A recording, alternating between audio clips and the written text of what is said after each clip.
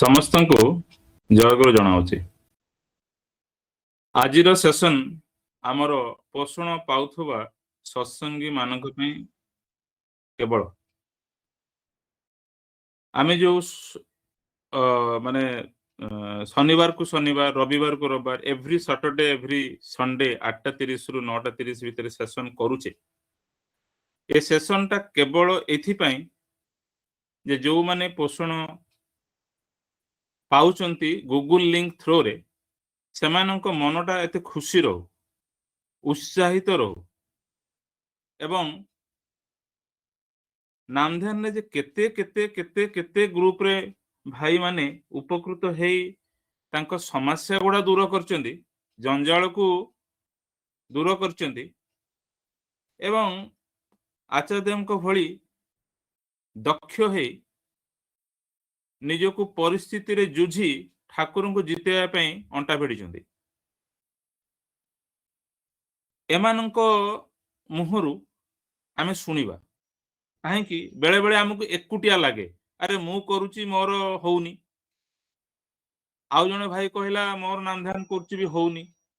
ନାମ ନାମଧ୍ୟାନରେ କିଛି ଫଳ ନାହିଁ। ଆକ୍ଚୁଆଲି କହିବାକୁ ଗଲେ ନାମଧ୍ୟାନର ଫଳ ନାହିଁ କେତେବେଳେ, ଯେତେବେଳେ ଘଣ୍ଟା ଘଣ୍ଟା ବସି ନେଗେଟିଭ ଥଟ୍, ଘଣ୍ଟା ଘଣ୍ଟା ବସି ଯେତେବେଳେ ପର ନିନ୍ଦା, ଯୋଉ ଚିନ୍ତାରେ ଫରକ ସେଇ ଚିନ୍ତାଟା ହିଁ ଆପଣଙ୍କର ରେଜଲ୍ଟ ଆଣିବ। ମୁଁ ଅଲରେଡି ନେଇଯାଇଛି ନାମଧ୍ୟାନ ଉପରେ, ଆରି ଭିତରେ ମୁଁ ଗୋଟେ ପୁଣି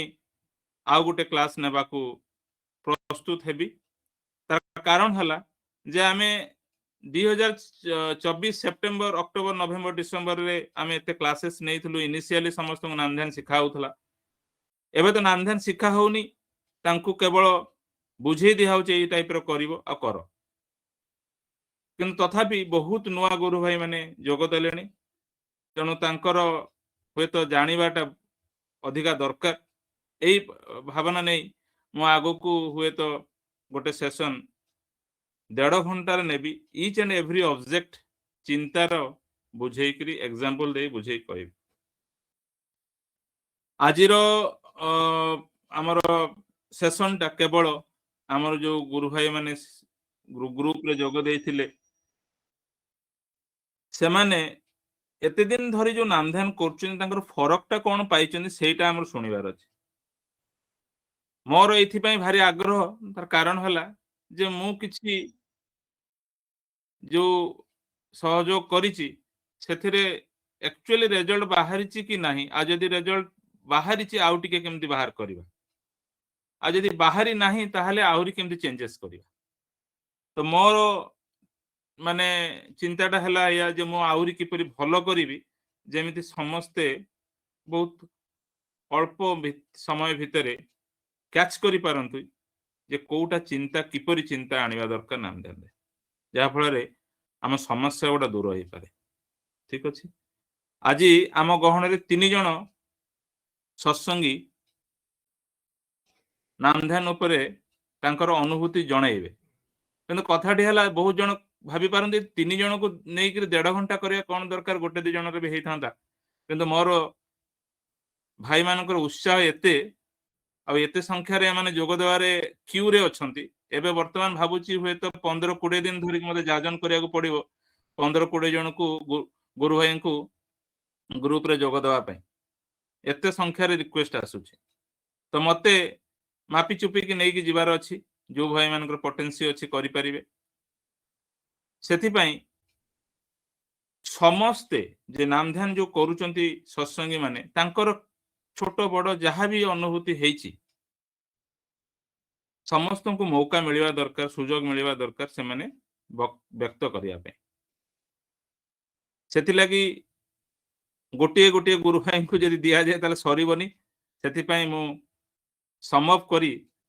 ଏଇ ସେସନଟାକୁ ତିଆରି କରିଛି। ଦେଖାଯାଉ ଆପଣମାନେ ଖୁସି ହଉଛନ୍ତି କି ନାହିଁ। ଆଉ ଯଦି ଆପଣମାନେ ଖୁସି ହଉଛନ୍ତି ତାହେଲେ ଦୟା କରିକି ଗ୍ରୁପରେ ଲେଖନ୍ତୁ, ପ୍ରୋତ୍ସାହନ ଦିଅନ୍ତୁ। ଆପଣମାନଙ୍କ ଭିତରେ ଯଦି ମନରେ ରହେ ତାହେଲେ ମୁଁ ପଢ଼ିପାରିବିନି ଯେ ଆକ୍ଚୁଆଲି ସତରେ କାମଟା ଆପଣଙ୍କ ପାଖକୁ ପହଞ୍ଚୁଛି ତ, ଠିକ ଲାଗୁଛି ତ। ଗୋଟେ माने कौन कहवा फीडबैक टाइप रो भाभी नियंतु ठीक अच्छे जे आमे जहाँ करूचु सेटा आपणकर हृदय को स्पर्श करुच्ची आपण उत्साहित होउचंती करिया पे आवेग आसुची बढ़ाया पे आवेग आसुची आपण बहुत किसी बिजी दुनिया रे थिले भी समय को चालाकी रे काढ़ी नाम ध्यान को दवा पे प्रस्तुत होउचंती एवं नाम ध्यान रे आहुरी फल पाइबे किपरि ता पे आहुरी व्याकुल होउचंती एई टाइप रे जदी होउची ताहले हमको मजा लागिवो हमर उद्देश्य होला समस्त नाम ध्यान करंतु एवं समस्त ठाकुर सहित से प्रेम छल गप हुंतु जोटा आचार्य देव चाहते ठीक ना आज आम गहन रे अछंती कि जुगल किशोर महंत भाई तांकर ग्रुप रे जॉइन करिया पूर्व से भी नाम ध्यान करुले तेणु तांकर बहुत अनुभूति अच्छी समस्त शुणा नाम ध्यान से फरक पाई ठीक अच्छे यही सेशन रे समस्ते गोटे जिनस को लक्ष्य करेंगे बहुत डिसिप्लिन सेशन एटा आउ मुझे भारी स्ट्रिक्ट लोक से मत चल देवे दीटा जिनस मुझे स्ट्रिक्ट होची जी भी जोग दौ आमर पोषण पाउथवा दरकार खाली शुणिले किसी काम हुए नहीं कौन सी गुरु भाई ब्राकेट भितर पोषण दौथवा गुरु भाई ना जदि लिखि ना ताले मु बसिकी एबे रिमूव करी 2 नंबर पॉइंट जी भी माने सेशन चालुथवा भितर अनोइंगली किंबा नोइंगली वीडियो को ऑन करिवे किंबा अनम्यूट करिवे से माने इमीडिएटली रिमूव हेबे जानि रखथांतु परे वीडियो मिलिबो नाही काहाकू भी मिलिबो नाही तीनटा जिनस मु आउ थरे जणै देली लेखिकी देइथिली 3 दिन हेलाणी मेसेज पठाउची सेति पई गुरु भाई माने श्रृंखला को चरम को नेबे यदि विशृंखला थाए बोध हुए ता भितर ठाकुर ना ठीक ना एटा ए जगह नुहे सेति पई समस्ते गोटे प्रकार श्रृंखला मेंटेन करिबा एवं सुजोग दबा जे कहउचंदी तांको भितर केमति भाव अधिका आसु ठीक अछि मु अनुरोध करी जुगल किशोर महंत भाई को जे तांकर नाम ध्यान रे से जहा जीवन रे पाइचंती आमर प्रोत्साहन पई तांको वक्तव्य रखिबे जुगल भाई जय गुरु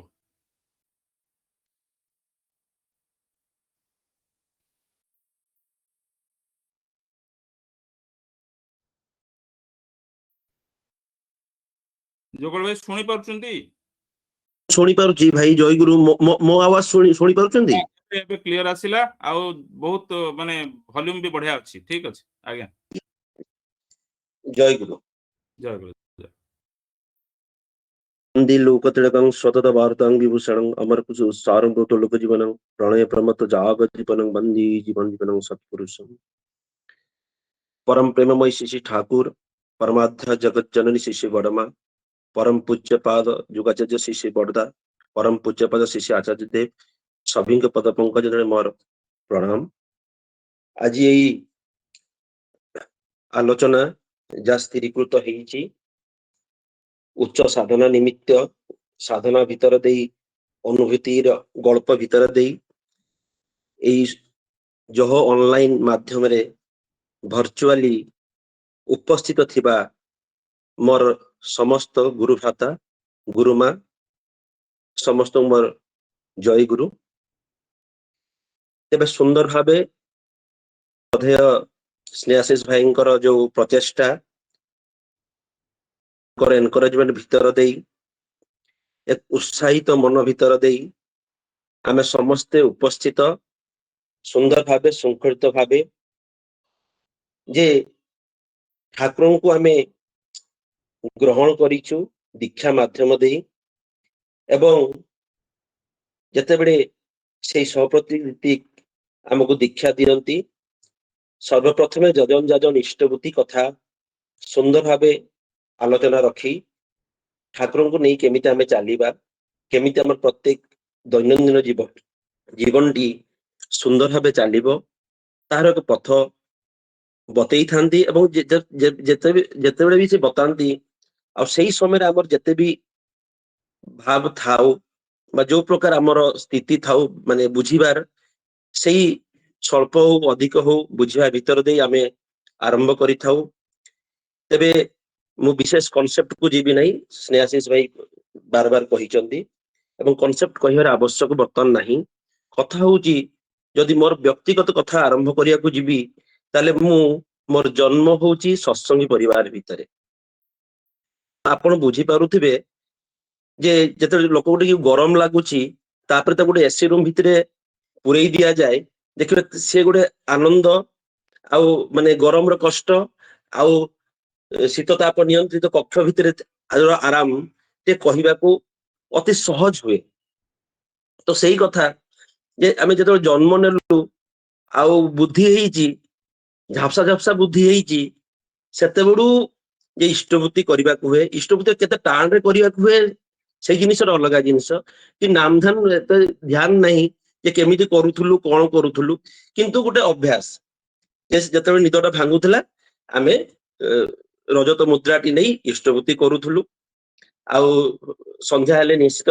ଯୋଉଠି ବି ଖେଳୁଥିଲୁ ଆସୁଥିଲୁ ପ୍ରାର୍ଥନା କରୁଥିଲୁ ଏବଂ ପ୍ରାର୍ଥନା ପରେ 5 ମିନିଟ ରୁ 10 ମିନିଟ ହଉ ନାମଧାନ କରୁଥିଲୁ ଏବଂ ବହି ଯୋଉ ବାଣୀ ପାଠ ହଉଥିଲା ଶ୍ରବଣ କରୁଥିଲୁ। କେତେ ବୁଝୁଥିଲୁ କି ନାହିଁ ସେଇ କଥା ମୋର ବି ଏବେ ମନେ ନାହିଁ, କିନ୍ତୁ ଏଇ ଛୋଟ ଛୋଟ ଅଭ୍ୟାସ ଭିତର ଦେଇ ପରିବାର ଭିତରେ ସଙ୍ଗତି ଭିତର ଦେଇ ବରଂ ଯାଇକି ସତ୍ସଙ୍ଗରେ ମୁଁ ଶୋଇ ପଡୁଥିଲି, ଯେତେବେଳେ ଜୟ ରାଧେ ରାଧେ ହଉଥିଲା ସେଟା ନିଦ ଭାଙ୍ଗୁଥିଲା, ଆନନ୍ଦ ବଜାର ଖାଉଥିଲି, ଏ ଆଇଟମ ଟି ଦିଅ ସେ ଆଇଟମ ଦିଅ, ସୁନ୍ଦର ଭାବରେ ଖାଇ ପିଇକି ଯୋଉ ଆନନ୍ଦ ଉଲ୍ଲାସିତ ହେଇକି ପୁଣି ଜୀବନ ଯାତ୍ରା ସେଇ ପରିବାର ସହିତ ଚାଲୁଥିଲା। କିନ୍ତୁ ଯେତେବେଳେ ଧୀରେ ଧୀରେ ବୟସର ତାର ମାନେ ବୟସ ଅଧିକା ହୁଏ, କ୍ୟାରିୟର ଲୋଡ ପଡେ, ପାଠର ଲୋଡ ପଡେ, ଗୋଟେ ଭବିଷ୍ୟତ କିଛି କରିବାରେ ଗୋଟେ ଲାଳସା ଜାଗ୍ରତ ହୁଏ, ସେତେବେଳେ ମନ ଭିତରେ ଆସେ ଯେ ମୁଁ ଏଇ ସବୁ ଯେତେ କମ୍ପିଟିସନ ଅଛି, ଯେତେ ଚ୍ୟାଲେଞ୍ଜେସ ଅଛି, ମୁଁ କେମିତି ତାକୁ ପାର କରିକି ତାକୁ କ୍ରସ୍ କରିକି ମୁଁ ଆଚିଭ୍ କରିବି। ଏଟା ସମସ୍ତଙ୍କ ମନ ଭିତରେ ଥାଏ ଏବଂ ରହିବା ଉଚିତ ମଧ୍ୟ। ଯେତେବେଳେ ଆମର ଲକ୍ଷ୍ୟ ଠିକ ନାହିଁ ସେତେବେଳେ ଆମେ କୌଣସି ଜିନିଷକୁ ସଜାଡିବାକୁ ପ୍ରସ୍ତୁତ ହଉନାହୁଁ, କିନ୍ତୁ ଯେତେବେଳେ ଆମର ଲକ୍ଷ୍ୟଟା ଠିକ ହେଇଯାଏ, ଲକ୍ଷ୍ୟଟା ପରଫେକ୍ଟ ପୁରା କୋଇନସାଇଡ করে ନିଜର ମନ ଭିତରେ ଦେଇକି, ସେତେବେଳେ ଆମେ ତାର ବିଭିନ୍ନ ପ୍ରୋଟୋକଲ ଖୋଜି ବୁଲୁ, ମାନେ କୋଉ ପ୍ରୋସେସ ଦ୍ଵାରା ହେଇପାରିବ। ତ ସେଇ ସମୟରେ ଯେ କଥା ଆସେ ଯେ ଆମେ କେମିତି ଟିକେ କମ ପଢିକି ବେଶୀ ମନେ ରଖିବା, କୋଉ ସମୟରେ ପଢିଲେ ସୁନ୍ଦର ଭାବେ ଆମେ ତାକୁ ମନେ ରଖିପାରିବା, ବୁଝିପାରିବା ଏବଂ ତାକୁ ଆମେ ଠିକ ସମୟରେ ଏକ୍ସାମ ଟାଇମରେ ହଉ କି କୋଉଠି ପଚାରିବା ହଉ କି ଗୋଟେ ଏଣ୍ଟ୍ରାନ୍ସ ଟାଇମରେ ହଉ ତାକୁ ଆମେ ସୁନ୍ଦର ଭାବେ ଉପସ୍ଥାପନ କରିପାରିବା। ସେଇ ଭିତରେ ଦେଇକି ଆସେ ନା ବ୍ରହ୍ମ ମୁହୂର୍ତ୍ତରେ ଆମକୁ ନାମଧାନ କରିବାକୁ ପଡିବ। ବ୍ରହ୍ମ ମୁହୂର୍ତ୍ତ ଯଦି ଆପଣ ଉଠିବେ ସେ ତ 10 ମିନିଟ 5 ମିନିଟ ନାମଧାନ କରୁଥିଲୁ, ଇଷ୍ଟବୃତ୍ତିରେ କରୁଥିଲୁ ଏବଂ ବହି ଖୋଲିକି ପଢୁଥିଲୁ, ସେ ସମୟ କଥା। ଧୀରେ ଧୀରେ ଏଇ ଯୋଉ ଜିନିଷ ଆସିଲା ତାପରେ କଣ ହେଲା ନା ଆମେ ଯେତେବେଳେ ଜାଣିଲୁ ନା ନାମଧାନଟା ଆଉ ଟିକେ ପ୍ରଖର କରିବାକୁ ପଡିବ, ଆଉ ଟିକେ ଅଧିକା ଟାଇମ କରିବାକୁ ପଡିବ, ସେତେବେଳେ ଆଉ ଟିକେ ଅଧିକା ଟାଇମ ବସିବା ଅଭ୍ୟାସ କଲୁ। ନାମଧାନ କେତେ ହଉଥିଲା ମୁଁ ସେଟା ବି ବର୍ତ୍ତମାନ ମୋର ମନେ ନାହିଁ, କିନ୍ତୁ ବସିବା ଯେ 45 ମିନିଟ ମତେ ବସିବାକୁ ପଡିବ, ଢୋଳେଇ ପଡେ କି ଅନ୍ୟାନ୍ୟ ଚିନ୍ତା ମନ ଭିତରେ ଆସେ, କିନ୍ତୁ 45 ମିନିଟ ମତେ ବସିବା ପାଇଁ ପଡିବ। ତ ଏଇ ବସିବା ଭିତର ଦେଇ ଧୀରେ ଧୀରେ ମନ ଏପଟ ସେପଟ ହଉଥାଏ, ମନ ସେପଟେ ଚାଲି ଯାଉଥାଏ, କି ବାଇଚାନ୍ସ କୌଣସି ପ୍ରକାର ଗୋଟେ ପ୍ରୋବ୍ଲେମ ଆସିଛି, ମାନେ ପାଠ ବିଷୟ ଦେଇକି ସେ ପ୍ରୋବ୍ଲେମଟା ସଲ୍ଭ ହଉନି, ମନଟା ସେପଟକୁ ଚାଲିଯାଏ, କିନ୍ତୁ ସେଇ ଭିତରେ ପୁଣି ଫେରି ଆସେ, ପୁଣି ନାମଟା ଚାଲିଥାଏ, ପୁଣି ପଳାଏ, ପୁଣି ନାମଟା ଚାଲିଥାଏ। ତ ଏମିତି କରି କରି କରି କରି ଧୀରେ ଧୀରେ ଚ୍ୟାଲେଞ୍ଜେସ ବଢି ବଢି ଚାଲିଲା ଏବଂ ନାମଧାନ ଯେ ଯଜନ ଯାଜନ ଇଷ୍ଟବୃତ୍ତି ଆମକୁ କରିବାକୁ ପଡିବ, ଆମେ କରୁଥିଲୁ, ମୁଁ କରୁଥିଲି ଏବଂ ସୁନ୍ଦର ଭାବେ କଣ କି ଏଇ କରିବା ଭିତରେ ଦେଇକି ଯୋଉ ଜିନିଷର ଯେମିତି ପ୍ରକାର ମୁଁ ଚାହୁଁଥିଲି, କିନ୍ତୁ ଏଇ ଜିନିଷର କନଷ୍ଟାଣ୍ଟ ଏବଂ ଯାହା ଚାହୁଁଥିଲି ତାର ପ୍ରୋସେସଟିକୁ ମୁଁ ଫଲୋ କରୁଥିଲି। ଯଜନ ଯାଜନ ଇଷ୍ଟବୃତ୍ତି ପ୍ଲସ ପ୍ରୋସେସ, ସେଇ ଭିତରେ ଦେଇକି ପ୍ରତ୍ୟେକ ଜିନିଷଟି ସୁନ୍ଦର ଭାବେ ସୁରୁଖୁରୁ ଭାବରେ ମାନେ ହେଇଯାଏ ଏବଂ ଆଗେଇ ଚାଲେ। ଏଇ ଭିତରେ ଦେଇ କ୍ୟାରିୟର ଆଗେଇ ଚାଲେ, ପଢା ଆଗେଇ ଚାଲେ, ଡିଗ୍ରୀ ଯାହା ଦରକାର ହେଇ ଚାଲେ ଏବଂ ଏଇ ଭିତରେ ଦେଇକି ମଣିଷ ବି ଠାକୁରଙ୍କୁ ନେଇକି ଖୁସିରେ ରହିବା, ଆନନ୍ଦ ଉଲ୍ଲସିତ ହବା, ଲୋକଙ୍କୁ ନେଇକି ଆଉ ଟିକେ ଉଦ୍ଦୀପ୍ତ ହବା, ଏସବୁ ଜିନିଷ ସୁନ୍ଦର ଭାବେ ଚାଲେ ଏବଂ ଏଇ ଚାଲିବା ଭିତରେ ଡିଗ୍ରୀ ବି କମ୍ପ୍ଲିଟ ହୁଏ, ଜବ ଆସେ, ବାହାରକୁ ଦେଶ ବିଦେଶକୁ ଯିବା ସୁଯୋଗ ମିଳେ, ସବୁ ଜିନିଷ ହେଇ ଚାଲେ ଏବଂ ସେଇ ଭିତରେ ଦେଇ ଯେତେବେଳେ ଚ୍ୟାଲେଞ୍ଜେସ ଆସେ, ସ୍ନେହାଶିଷ ଭାଇ ତାଙ୍କ କ୍ଲାସରେ ସେଇଟା କହୁଥିଲେ, ମନ ଭିତରେ ଯେତେବେଳେ ମଣିଷ ଭିତରେ ଚ୍ୟାଲେଞ୍ଜେସ ଆସେ, ମଣିଷ ଭିତରେ ପ୍ରେସର ଆସେ, ସେତେବେଳେ ସେ ବିକଳ ହେଇକି ଖୋଜି ବୁଲେ ମୁଁ କୋଉ ପ୍ରକାର ଆଉ ଟିକେ ଷ୍ଟ୍ରଙ୍ଗଲି କଣ କଲେ, କୋଉ ପ୍ରକାର ନାମଧାନ କଲେ, କୋଉ ଲେଭେଲରେ କଲେ ବା କୋଉ ପ୍ରକାର ସ୍ଥିତିରେ ବା ମୁଦ୍ରାରେ ବା ଆସନରେ ବସି କଲେ आउटे परफेक्टली हेई परिबो एवं सेही किछि चैलेंजेस मु क्रॉस करि परिबि तो एई प्रकार चैलेंजेस जोरा कहूची जे सामूहिक चैलेंजेस किए को प्रकार भाबे नेइची किंतु सेतल मु एई जिंस सही एई सामूहिक चैलेंजेस जहा को कहा जाय सेही चैलेंजेस को मु पर्सनली नेइथिली जे एटा मते करिया को पड़िबो जे तो 2018 मसरे परम पूज्य बा श्री दादा जे आचार्य देव थांती से जशीपुर मंदिर कथा से डायरेक्टली पुट कले कि जशीपुर एक मंदिर हबे सेतेबेले मु भी एते सीरियस नथिली आ जो माने कर्मी थिले जशीपुर रो अंचल रो से माने सेतकी सीरियस थिले एवं आमे सेतो छोट माने जेतो बापा माने सीरियस कि बापा माने सेही अवस्था तो आम बतुर सेते दायित्वटा आसी न थाए तो सेही हिसाब से जदे हबो आमे भी खुशी ना गोटे मंदिर हबो आम अंचल गोटे मंदिर हबो विराट काई धळा मंदिर हबो ठाकुरंको मंदिर हबो एई खुशी एई उन्मादना किंतु मन भीतर चली थाए तो धीरे धीरे मंदिर काम स्टार्ट हुए सुंदर भावे सब किछि चले किंतु सेही भीतर आपण माने समस्ते जानते जे कोविड पीरियड बोली गोटे आसी जाए और गोटे पैंडेमिक एमिति क्रिएट हुए जो समय कि गोटे लोक लोक भीतर कथा बार्ता केते माने फिजिकली लोक लोक भीतर जोगाजोग संभव होई पारे ना तो जहा फल कौन हुए जे सही समय रे मन भीतर विराट चैलेंजेस कौन ना मंदिर हबो शिशु दादांकर आशीर्वाद तांकर इच्छा आशीर्वाद आउ इच्छा कहीं ना से आमको आशीर्वाद करदेला परे प्रत्येक समय रे कोनोसी ना कोनोसी माध्यम रे से खोज खबर नउथांती केते काम होला फोटोटी पठाओ केते काम होला आउ केते काम बाकी रहिला एतकी काम केबे सुधा सरीबो सेही भीतर देख से जतो सबुले तना घना सबुले सुंदर भाबे पचारु थांती तो आम मन भीतर से उन्मेदना जे तांको कथा को रक्षा करिकी तांको आशीर्वाद को रक्षा करिकी आमे केमति गोटे टाइम भीतर सारीबा श्री दादा से गोटे वर्ष भीतर मंदिर टी कंप्लीट करिया को कहिदे माने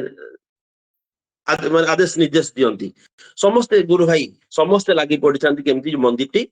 गोटे वर्ष भीतर हेबो कि से दादांकर कथा तो सेही भीतर 2018 2019 हेई जाईची गोटे वर्ष प्रथम जतकी प्लान थिला से प्लान हिसाब रे सब काम होई जाबे रंग काम स्टार्ट हेई दे आउटसाइड रो तापर धीरे धीरे 19 परे धीरे धीरे जो कोविड रो हवा आसिला सत एवं सेही भीतर देई आपण जानंती जेते सामूहिक काम हुए आउ सेते प्रचुर अर्थर प्रयोजन हुए एवं अर्थ आसुथाय काम चली थाए किंतु सेही भीतर कोन हला ना जेते ए कोविड पीरियड आसी गला सेते आपण जानंती जे प्रत्येक घर को जीवा संभव हला नहीं कारण जेते आपण जानंती जे आमे जेते भक्ति रसरे डूबी थाउ जेते निजको भक्त रूपे परिगणित करि थाउ किंतु जो देवार ये आसे जो अर्थर प्रयोजन देवार आसे सेते मन भीतर बहुत किछि चिंता भावना परे आसे एटा स्वाभाविक जिनिस कारण मु निज पाखे एते रखिबी ना देबी टोटाल देई देबी ना रखिबी एई प्रकार विभिन्न संदेह भीतर समस्त मन भीतर कबलित करि थाए एवं सही समय मन भीतर आसे जे कामटी केमति जल्दी कंप्लीट करिबो ए आसिला मोर पर्सनाली भीतर जते मु नेली ए जिनिस जे हमहु करिया को पड़िबो जे हमकु करिया को पड़िबो जते मु चिंता कली हमकु तो मु केते जण को कहबी काहा को भरोसा करबी काहा को कहबी सेते जिनिस होची जेते आमे करू सेते लागे जे नहीं मु साय बोध हुए निज दायित्व को हालुका कर देबा को चाहे की तो सेते आसे आपण अहंकार भाबे नै पारंती एटा को अहंकार भाबे परिगणित करि पारंती किंतु सेते गोटे मन भीतर आसला ना मते करिया को हबो सेते बेले जते मते करिया को हबो जे दायित्व रे निज ऊपर माने न्यस्त करिया जो एक यज्ञ जो प्रकार एक माने शपथ आसिला निज मन भीतर सेते बेले मु आहुरी माने जतकी बही पढु नथली खाली बाणी टी सुनुथली कान रे पुरौथली बस कि ताको मु अनुसरण केते भीतर करूथली कि नै से भी मु सठिक भाबे कहि परिबि नै किंतु जते बेले एही प्रकार चैलेंजेस आसिला सेते प्रत्येक टी व्हाट्सएप ग्रुप रे बाणी टी आसु जोथरे आसु जो प्रकार माध्यम रे मु पाए ताको अनुसरण करिया को चेष्टा करे एवं सेते बेले जे नामधान आहुरी प्रखर करिया पड़िबो नित्य नाम पार्टी चालुवा आवश्यक पड़ी एवं नियमित भाव जो जजन जाजन इष्टभूति ये बहुत स्ट्रांगली करिया को पड़िबो तो सही समय कौन बाणी पढ़े ताको अनुसरण करे सही भीतर देई ना हमको आहुरी नामधान पुराण सभा को पड़िबो तो जे जो स्थिति रे भी नामधान करूथली जो स्थिति रे भी बा जो मनस्तात्विक भीतर देखि नामधान करूथली ताको आउटी कॉन्सेंट्रेट करिया को चेष्टा करली कारण चैलेंजेस आसीची ए चैलेंजेस मते ओवरकम करिया पड़िबो एवं नामधान करूथली पुनी फोन धरिकी धीरे धीरे जाजन करिया स्टार्ट करली କଣ ଏଇ ଶିଶୁ ଦାଦାଙ୍କର କଥା, ଏଇ ପ୍ରକାର କାର୍ଯ୍ୟକ୍ରମ ଚାଲିଛି, ଏଇ ପ୍ରକାର ପରିକଳ୍ପନା, ତାଙ୍କର ଏଇ ପ୍ରକାର ଇଚ୍ଛା। ତେଣୁ ଆଶ୍ରମ ଯୋଉ ପ୍ରକାର ନ୍ୟୁଜ ମୋ କାନକୁ ପହଞ୍ଚୁଥିଲା, ଆଶ୍ରମ ଯୋଉ ପ୍ରକାର ଆଲୋଚନା, ଯଶୀପୁର ମନ୍ଦିର ଭିତ୍ତିକ ଯୋଉ ପ୍ରକାର ଆଲୋଚନା ମୋ କାନକୁ ପହଞ୍ଚୁଥିଲା, ସେଇ ଜିନିଷ ମୁଁ କେବଳ ଲୋକଙ୍କ ପାଖକୁ ପାସ୍ କରୁଥିଲି। ପ୍ରତ୍ୟେକ ଗୁରୁ ଭାଇ, ନନ୍ ଗୁରୁ ଭାଇ ଯାହା ବି କୁହନ୍ତୁ, ସମସ୍ତଙ୍କୁ ଖାଲି ଏଇ ଜିନିଷ ହିଁ ପାସ୍ କରୁଥିଲି। ମୋର ହ୍ୱାଟ୍ସଆପ ଚାଟିଂ ମନ୍ଦିର ବିଷୟରେ, ଫେସବୁକ ରେ ମେସେଞ୍ଜର ଚାଟିଂ ମନ୍ଦିର ବିଷୟରେ, ଏଇ ସବୁ ଚାଲୁଥିଲା। ଏବଂ ଯେତେବେଳେ ଚାଟିଂ ବି କରୁଥିଲି, ମନେ ମନେ ନାମଟି ନଉଥିଲି। ଏଇଠି କିଛି ଗୁରୁ ଭାଇ ଜଏନ ବି କରିଛନ୍ତି, ସେଇ ସମୟର ସ୍ଥିତି ବି ତାଙ୍କୁ ଭଲ ଭାବେ ଜଣା। ତେଣୁ ଏଇ ନାମ, ଯାହା ତ ସକାଳୁ ଉଠିକି ନାମ କରିବା, ପ୍ରତ୍ୟୁଷରୁ ନାମ କରିବା ହଉଥିଲା। ତାପରେ ଧୀରେ ଧୀରେ ଦିନ ଯାକ ସେମିତି ମନ୍ଦିରରେ ବସିଥିବି, କେହି ନାହାନ୍ତି, ଆପଣ ନାମ କରୁଥିବେ ଏବଂ ମୁଁ ନାମ କରୁଥିଲି। ଏବଂ ଗୋଟେକୁ ସରୁଥିଲା ଆଲୋଚନା ମନ୍ଦିର ବିଷୟ ନେଇକି, ଆଉ ଦ୍ୱିତୀୟ କୌଣସି ଭାଇଙ୍କୁ ଆଲୋଚନା କରୁଥିଲି। ତାକୁ ଯଦି ନମ୍ବର ନ ଲାଗେ ଆପଣ କାହିଁ ତୃତୀୟକୁ ଲଗଉଥିଲି। ତ ଏଇ ଭିତରେ ଦେଇ ଯଜନ ରହିଲା, ଯାଜନ ବି ଚାଲିଲା, ଏବଂ ରହିଲା ଇଷ୍ଟଭୂତି କଥା। ସେତେବେଳେ ଯେତେବେଳେ କଥା ଆସେ ଯେ ଆମ ଇଷ୍ଟଭୂତି ସବୁବେଳେ ପ୍ରୋଗ୍ରେସିଭ ହେବା ଉଚିତ, କାରଣ ଆମକୁ ଯେତିକି ଏତିକି ଦାଦା କହିଦେଇଥିଲେ, ତାପରେ ମୋର ବାପା ଯାହା ଯୋଉ ହିସାବରେ କହନ୍ତି ସେଇ ହିସାବରେ କିଛି ବୃଦ୍ଧି ହେଇଥିଲା। ଏବଂ ତାପରେ କଣ ହେଲା, ଯେତେବେଳେ ମୁଁ ନିଜେ ସେଇ ପ୍ରକାର ସକ୍ଷମତା ଭିତରକୁ ଆସିଲି, ତେଣୁକରି ଇଷ୍ଟଭୂତି ପ୍ରୋଗ୍ରେସିଭ ହେଲେ ହିଁ ହୁଏତ ରେଜଲ୍ଟ ଆହୁରି ଟିକେ ପ୍ରଖର ହବ। ଏଇଟା ଗୋଟେ ମନ ଭିତରେ ଆସିଲା। ସେତେବେଳେ ହଠାତ୍ ଏଇ ନାମ ଧାନ କରିବା ଭିତରେ ଗୋଟେ ଉଙ୍କି ଆସିଲା ଯେ ମତେ ଇଷ୍ଟଭୂତି ବି ପ୍ରୋଗ୍ରେସିଭ କରିବା ପାଇଁ ପଡିବ। ଏବଂ ସେଟା ମୁଁ ପୁରା ପ୍ରୋଗ୍ରେସିଭ ଇଷ୍ଟଭୂତି ଭିତରେ ଦେଇକି ମଧ୍ୟ ଧ୍ୟାନ ଦେଲି। ଯଜନ, ଯାଜନ ଆଉ ଇଷ୍ଟଭୂତି ତିନୋଟିକୁ ଏକ ସୁନ୍ଦର ଭାବେ ଗୋଟେ ଲିନିୟର ୱେ, ପାରାଲାଲ ୱେରେ ମୁଁ ଚେଷ୍ଟା କରିଲି ଯେ ତିନିଟା ପାରାଲାଲ ୱେରେ କେମିତି ସୁନ୍ଦର ଭାବେ ଆଗକୁ ଆଗକୁ ପ୍ରୋଗ୍ରେସିଭ ହୁଏ। ଏବଂ ପ୍ରୋଗ୍ରେସିଭ ହେଲା। ଯାଜନ ମଧ୍ୟ ବହୁତ ସୁନ୍ଦର ଭାବେ ସମସ୍ତ ପାଖକୁ ମୁଁ ରିଚ୍ କଲି, ନାମଧାନ ଚାଲିଥାଏ, ଇଷ୍ଟଭୂତି ମଧ୍ୟ ପ୍ରୋଗ୍ରେସିଭ ହେଇଥାଏ। ଆପଣ ବିଶ୍ୱାସ କରିବେ ନାହିଁ, ଏଇ ଭିତର ଦେଇ ସମସ୍ତଙ୍କର ଯାହା ହଉ ଠାକୁରଙ୍କ ପ୍ରତି ହିଁ ଭଲ ପାଇବା ମୁଁ କହିବି, ତାଙ୍କ ପ୍ରତି ଟାଣ ଥିଲା ନିଶ୍ଚିତ ଭାବରେ ମୁଁ କହିବି। ଏବଂ ଧୀରେ ଧୀରେ ତାଙ୍କ ପଟୁ ଯୋଉ ସାହାଯ୍ୟ, ତାଙ୍କ ପଟୁ ଯୋଉ ଅର୍ଘ୍ୟ ଦେବାର ଯୋଉ ଆପ୍ରାଣତା ଧୀରେ ଧୀରେ ଚାଲିଲା। ଯାହା ଫଳରେ କଣ ହେଲା, ଧୀରେ ଧୀରେ ଅର୍ଥ ବି ଆସିଲା, ମନ୍ଦିର କାମ ଚାଲିଲା, ସବୁ କିଛି ସୁନ୍ଦର ଭାବେ ଚାଲେ। ଏବଂ ସେଇ ସମୟରେ କୌଣସି ସେ ଦାଦାଙ୍କ କଥା କାନକୁ ପହଞ୍ଚେ ଯେ କେବଳ ଏଇ ଅଞ୍ଚଳରେ ଲୋକମାନଙ୍କ ସହିତ ଯୋଗାଯୋଗ କରି ଅର୍ଘ୍ୟ କଲେକ୍ସନ କଲେ ହବ ନାହିଁ, ଦେଶ ବିଦେଶ ଯୋଉ ପଟେ ହଉ ସମସ୍ତଙ୍କ ସହିତ କଲେକ୍ସନ କରିବା ପାଇଁ ଚେଷ୍ଟା କରନ୍ତୁ। ପୁଣି ଯୋଉଠୁ ଫେସବୁକ ହେଲା, ଯାହା ପାଖରେ ହେଲା, ମୁଁ ଏମିତି ସୁନ୍ଦର ଭାବେ ମାନେ ସାରା ଇଣ୍ଡିଆ ବାହାରକୁ ମଧ୍ୟ ଫେସବୁକ ମାଧ୍ୟମ ଦେଇ ତାଙ୍କ ସହିତ କନେକ୍ସନ ହେଇକି ସୁନ୍ଦର ଭାବେ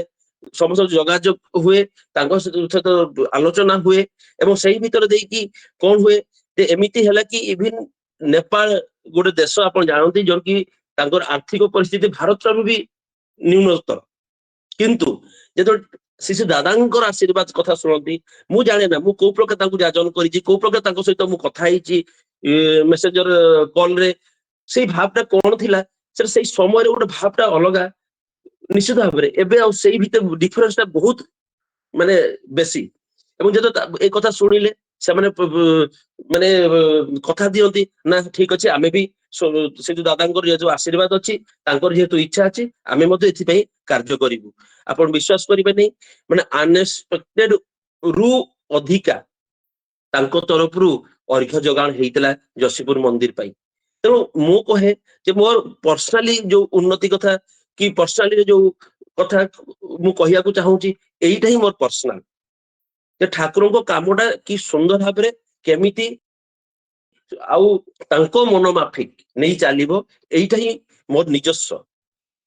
ଯେତେବେଳେ ଆମେ କିଛି ଦାୟିତ୍ୱ ମିଳେ, ସେ ଦାୟିତ୍ୱଟା ଯଦିଓ ବା ଆମର କର୍ତ୍ତବ୍ୟ ସମସ୍ତଙ୍କ ଭିତରେ ବାଣ୍ଟି ଦେଇକି କରେଇ ନେବା, କିନ୍ତୁ ସେଇ ଦାୟିତ୍ୱଟାକୁ ନିଜର ରିସ୍କ ଭାବିକି, ନିଜର ଭାବିକି ଯେତେବେଳେ ପର୍ଯ୍ୟନ୍ତ ଆପଣ ଫ୍ରଣ୍ଟ ଲାଇନ ହେଇକି ତାଙ୍କ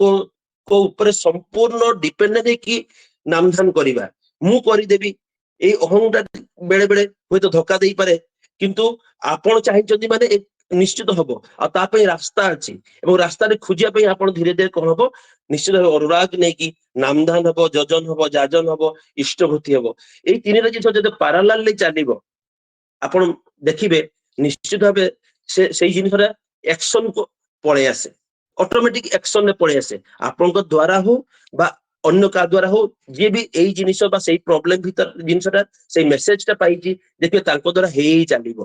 ଆଉ ମୋର ଏଇ ଅନୁଭୂତି କହିବି, এইটা ହିଁ ମତେ ବହୁତ ଆନନ୍ଦ ଭାବରେ ଯୋଉ ଅନୁଭୂତି କଥା ଯଦି ମୁଁ କହିବାକୁ ଚାହିଁବି ତାହେଲେ ଏଇଟା ଗୋଟେ ବିରାଟ ଅନୁଭୂତି ମୋ ପାଇଁ ଥିଲା ଯେ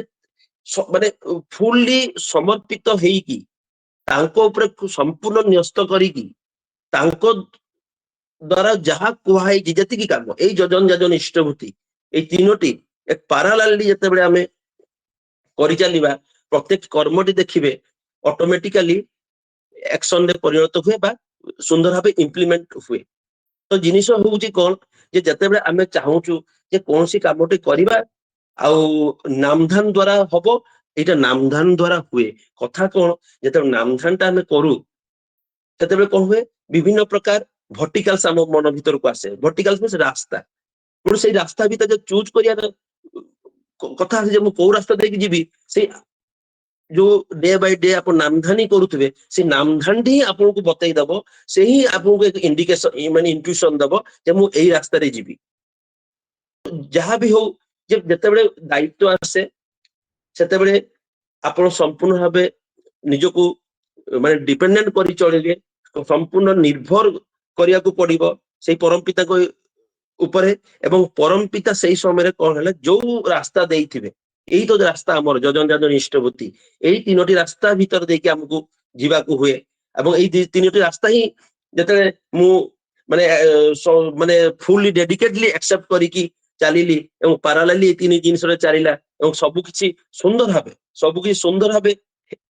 ହେଇ ଚାଲିଲା ଏବଂ ସମ୍ପୂର୍ଣ୍ଣ ହେଲା ଉଦ୍ବୋଧନ ହେଲା ସବୁ କିଛି ହେଲା। ତ ଏଇ ଯୋଉ ଜିନିଷଟା ମୋ ପ୍ରେଜେନ୍ସରେ ମୁଁ ଫିଜିକାଲି ଯୋଉ ଗୋଟେ ଅନୁଭବ ଭିତର ଦେଇକି ମୁଁ ପାସ୍ କଲି ସେ ଯୋଉ 2.5 ବର୍ଷ କୋଭିଡ ପିରିୟଡରେ ଯେତେବେଳେ ମୋର ଇନକମ ଜିରୋ ସେତେବେଳେ ମୋର ଟଙ୍କାଟେ ଇନକମ ନାହିଁ କାରଣ ମୁଁ ଗୋଟେ ଜାଗାରେ ଥିଲି ପଳେଇ ଆସିଥିଲି ଏବଂ ଲକଡାଉନରେ ରହିଯାଇଥିଲି ଯାହା ଫଳରେ ମୋର ଇନକମ ନଥିଲା। ଆଉ ସେଇ ଭିତରେ ସବୁ ଚିନ୍ତା କରନ୍ତୁ ଚ୍ୟାଲେଞ୍ଜେସ ଟା କୋଉ ପ୍ରକାର ଥିବ କାରଣ ମୁଁ ଗୋଟେ କଥା ଦେଇଥିବି ଗୋଟେ ମାନେ ଯେ କାମଟା କରିଦିଅ ଠିକ ଅଛି ମୁଁ ବୁଝିବି କିନ୍ତୁ ଚ୍ୟାଲେଞ୍ଜେସ ଟା ଯେ ସହଜ ନଥିଲା ଯେ ମୁଁ ପଇସାଟା କୋଉଠୁ ଆଣିବି କଣ ନାହିଁ ମତେ ଜଣା ନଥିଲା। ନିରଳା ହିଁ ନାମଧାନ ଯାଜନ ଆଉ ପ୍ରୋଗ୍ରେସିଭ ଇଷ୍ଟଭୂତି ଏଇ ତିନୋଟି ଯେତେବେଳେ ପାରାଲାଲି ମୁଁ କରିବାକୁ ଚେଷ୍ଟା କଲି ମୋର ଗୋଟେ ଟେକ୍ନିକାଲ ପଏଣ୍ଟ ଅଫ ଭ୍ୟୁରେ ମୁଁ ମୋର ଗୋଟେ ମାନସିକତା ଭିତରେ ଦେଇକି ଯେ ମୁଁ ତିନୋଟି ଜିନିଷକୁ ପାରାଲାଲି ଚଲେଇବି କୋଉଟା ପଛ ଆଗ ଏମିତି ନୁହଁ ତିନିକୁ ପାରାଲାଲି ଯେତେବେଳେ ତାକୁ ପୁଟ କରିକି ମୁଁ ପ୍ରୋଗ୍ରେସିଭ ୱେରେ ଚାଲିଲି ପ୍ରତ୍ୟେକ କାମଟି ଅଟୋମେଟିକାଲି ସୁନ୍ଦର ଭାବେ ହେଇ ଚାଲିଲା। ତେଣୁ ଯଦି ମୁଁ ପର୍ସନାଲ ପ୍ରୋବ୍ଲେମ କଥା କହିବି ଆଜି ପର୍ଯ୍ୟନ୍ତ ମୁଁ ଆପଣଙ୍କ ପାଖରେ ସତ କଥା କହୁଛି ଯେ ପର୍ସନାଲ ପ୍ରୋବ୍ଲେମ ପାଇଁ କେତେବେଳେ ମୁଁ କେବେ ଆଜି ପର୍ଯ୍ୟନ୍ତ ଭାବି ନାହିଁ ସେମିତି ପର୍ସନାଲ ପ୍ରୋବ୍ଲେମ କଣ ମୁଁ ଆଜି ପର୍ଯ୍ୟନ୍ତ ଫିଲ୍ ହିଁ କରିପାରି ନାହିଁ ଯେ ଏଇଟା ମୋର ଗୋଟେ ପର୍ସନାଲ ପ୍ରୋବ୍ଲେମ କି ଏଇଟା ମୋର ଗୋଟେ ପାରିବାରିକ ପ୍ରୋବ୍ଲେମ କି ଏଇଟା ମୋର ସ୍ୱାସ୍ଥ୍ୟଗତ ପ୍ରୋବ୍ଲେମ। କେବଳ ସେଇ ଗୋଟେ ଜିନିଷ ଜାଣିଛି ଯେ ନାମ ଧାନ ଗୋଟେ ଭର୍ଟିକାଲ୍ସ ପ୍ରୋଗ୍ରେସିଭ ଇଷ୍ଟଭୂତି ଗୋଟେ ଭର୍ଟିକାଲ୍ସ ଆଉ ଯାଜନ ଯେ ସବୁବେଳେ ତ ଠାକୁରଙ୍କୁ ବହୁତ କଥା ବହୁତ ଜିନିଷ ମୁଁ ଜାଣିନି ଯେ ବହୁତ ସୁନ୍ଦର ଭାବେ ବାଣୀ ଦେଇ ତାକୁ ସୁନ୍ଦର ଭାବେ ଉପସ୍ଥାପନା କରି ତାଙ୍କୁ ମନ ବହିବା ସେଇଆ ନୁହଁ ଖାଲି ଏତିକି ଯେ ଆପଣ ଛୁଆଟି କଣ ପଢୁଛି ତାପରେ ଲକ୍ଷ୍ୟ ତାର କଣ ଅଛି ଆପଣ କଣ ଭାବିଛନ୍ତି ଯାହାକୁ ଯେମିତି ପରିବାର ଭିତ୍ତିକ ଯାହାର ଯେମିତି ଆବଶ୍ୟକତା ରହିଛି ଜୀବନରେ ସେଇ ପ୍ରକାର ଯେତିକି ମୋର ଜ୍ଞାନ ଭିତରେ ଦେଇ ହଉ ମୋର ପଢାପଢି ଜ୍ଞାନ ଭିତରେ ଦେଇକି ହଉ ମୁଁ ଯେତିକି ଥିଲା ବା ଅଛି ସେଇ ଭିତରେ ଦେଇ ତାଙ୍କୁ ସେବା ଦେବା ପାଇଁ ସବୁ ମୁଁ ଚେଷ୍ଟା କରେ ଯୋଉଟାକି ସ୍ନେହାଶିଷ ଭାଇ ସବୁବେଳେ କୁହନ୍ତି ଯେ କାଲି ଯଦି ଆପଣ ଉପକାର କରିନଥିବେ ତାଙ୍କୁ କୋଉ ହିସାବରେ ତାଙ୍କ ପାଖରୁ ଆପଣ ଏକ୍ସପେକ୍ଟ କରିବେ ବା ଆଶା କରିବେ। ତେଣୁ ମୁଁ ଯୋଉ ଜ୍ଞାନ ବା ଯୋଉ ପ୍ରକାର ମୋର ଅଭିଜ୍ଞତା ବା ଯୋଉ ପ୍ରକାର ଭିତର ଦେଇକି ମୁଁ ଆସିଛି ସେଇ ଦେଇକି ମୁଁ ସବୁବେଳେ ଚେଷ୍ଟା କରେ ଯେ ସମସ୍ତ ଏଇ ଜିନିଷଟା କିନ୍ତୁ ଅନ୍ୟମାନଙ୍କ କାମରେ ଲାଗୁ ପ୍ରତ୍ୟେକ ମଣିଷର କାମରେ ଲାଗୁ ଏଇଟା ହିଁ ମୁଁ ଭାବେ ଯାଜନ ଆଉ ଯଜନ ଯୋଉଟା ଇଷ୍ଟଭୂତି ଏଇ ଯୋଉ ଜିନିଷ ତିନିଟା ପାରାଲାଲ ଏଇ ଜିନିଷଟାକୁ ମୁଁ ସୁନ୍ଦର ଭାବେ ସବୁବେଳେ ଚେଷ୍ଟା କରିଛି କରିବା ପାଇଁ ଏବଂ ସେଇ ଭିତରେ ଦେଇକି ଏଇ ଯୋଉ ମୋର ଅନୁଭୂତି କଥା କହିଲି କଣ ଏଇଟା ଗୋଟେ ବିରାଟ ଚ୍ୟାଲେଞ୍ଜେସ ଥିଲା ଯୋଉ ଚ୍ୟାଲେଞ୍ଜଟା ଏଇ ନାମଧାନ ଆଉ ଯାଜନ ଆଉ ଇଷ୍ଟଭୂତି ଦେଇକି ମୁଁ ଭାବେ ଏଇ ତିନୋଟି ଜିନିଷ ହିଁ ମତେ ପରମ ସାହାଯ୍ୟ କରିଥିଲା ଯୋଉ ଏଇ ଜିନିଷ ଭିତରେ ଦେଇକି ମୁଁ ଆଜି ମାନେ ଗର୍ବ ଅନୁଭବ କରେ ତାଙ୍କୁ ନେଇକି ସେଇ ପରମପିତାଙ୍କ କାମକୁ ନେଇକି ଗର୍ବ ଅନୁଭବ କରେ ଯେ ସୁନ୍ଦର ଭାବେ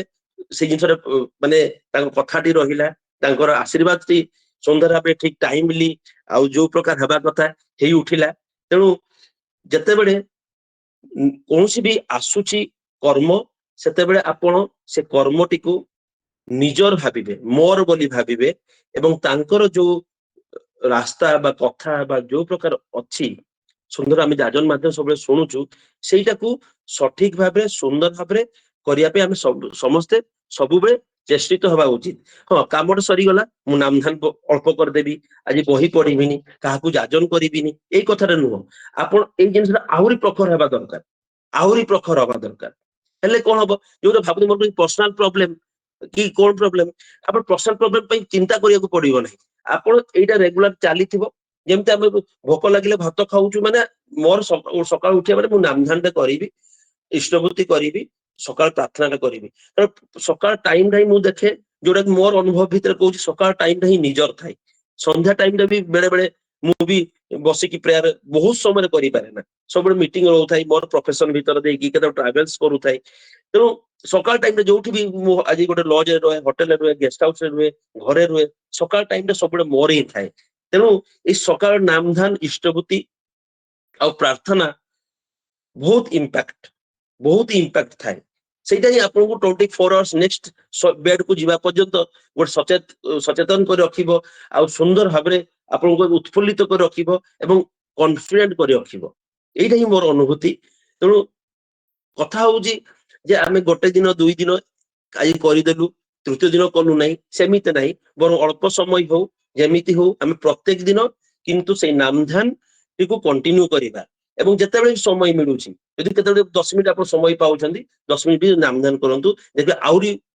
ସେଲ୍ଫ କନଫିଡେନ୍ସ ଟା ବଢି ଯିବ। ଆଉ ଯେତେବେଳେ ଯୋଉ ପ୍ରକାର ବି ଚ୍ୟାଲେଞ୍ଜେସ ଆସୁ, ଦେଖିବେ ସେ ଚ୍ୟାଲେଞ୍ଜେସ ଆପଣଙ୍କୁ ସେତେ ବଡ ଲାଗିବ ନାହିଁ, ବହୁତ ଛୋଟ ଲାଗିବ ଏବଂ ଦେଖିବେ ସୁନ୍ଦର ଭାବେ ସବୁକିଛି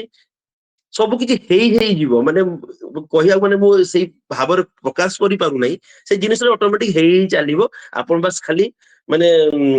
ଆଇ ୱିଟନେସ ହେଇକି ବାସ୍ ଦେଖୁଥିବେ ଏ କାମଟା କେମିତି ହେଇଯାଉଛି। ତେଣୁ ଏଇ ହଉଛି କଥା।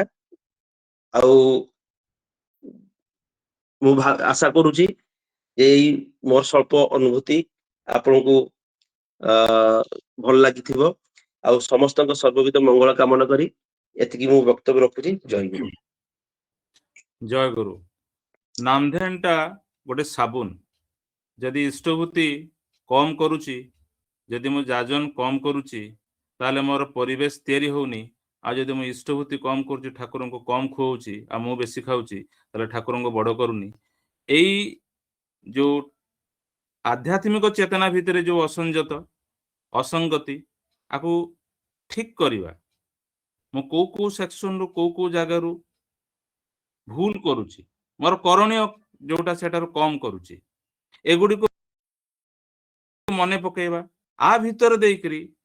ଠାକୁରଙ୍କ ସହିତ ବାର୍ତ୍ତାଳାପ କରିବା ଯେ ଠାକୁର ମୋର ଭୁଲ କଣ, ମୁଁ ଆପଣଙ୍କୁ ଭଲ ପାଏ, ଆପଣ ମତେ ଦୟାକରି ଜଣାନ୍ତୁ ମୋର ଭୁଲ କଣ। ଯଦି ଏଇଭଳିଆ ଭାବରେ ବିନୟ ହେଇଥାଉ, ଯଥେଷ୍ଟ ଠାକୁର ଜଣେଇ ଦିଅନ୍ତି, ମନେ ପକେଇ ଦିଅନ୍ତି। ଗୋଟେ ଗୁରୁ ଭାଇ ସେ 5 ମିନିଟ ନାମ କରୁ କି ନ କରୁ, ଧ୍ୟାନ କରୁ କି ନ କରୁ, ମୁଁ 100% ଗ୍ୟାରେଣ୍ଟି ଦେବି, ଠାକୁର ସବୁବେଳେ ଜଣେଇ ଦିଅନ୍ତି, ଚେତେଇ ଦିଅନ୍ତି, ବାବାରେ ଏଇଟା କର ନା, ବାବାରେ ଏଇଟା କଲେ ତୁ ଫଳ ପାଇବୁ। କୋଉ ଗୋଟେ ଗୁରୁ ଭାଇ ବାଦ ପଡିବନି ଆଜ୍ଞା, ଲେଖିକି ଦଉଛି ଯେ ଇଷ୍ଟଭୂତି ଛାଡି ଦେଇଛି ବି ତାକୁ କହିଥିବେ ଠାକୁର। ବଟ୍ ପ୍ରୋବ୍ଲେମ ହେଲା, ଆମେ ମାନେ ନାମଧାନରେ ବେଶୀ ସମୟ ଧରିକିରି ବସୁନା, ସେଇ ଯୋଉ ସେନ୍ସ ଟାକୁ କ୍ୟାଚ କରୁନା ଠାକୁର ଯୋଉଠି ପାଇଁ ଆମକୁ ଚେତାନ୍ତି, ସେଇ ଯୋଉ ସଚେତନତା ଭାବ ଆମର ଆସେ ନା। କାହିଁକିନା ସୂକ୍ଷ୍ମ ଦୃଷ୍ଟିଟା ଆମେ ଲୋପ ପାଇଯାଏ, ଆମର ତାକୁ ଇଗ୍ନୋର କରିଦଉ, ହାଲକାରେ ନେଇଯାଉ। ଏମିତି କେତେ ଜଞ୍ଜାଳ ଏମିତି ତିଆରି କରୁ ନିଜ ଜୀବନରେ। ନାମଧ୍ୟାନ କରୁ କରୁ ହିଁ ବାଧେ ନିଜକୁ ଯେ ଠାକୁର ମୁଁ ଆପଣଙ୍କୁ ଏତେ କମ ଦଉଛି,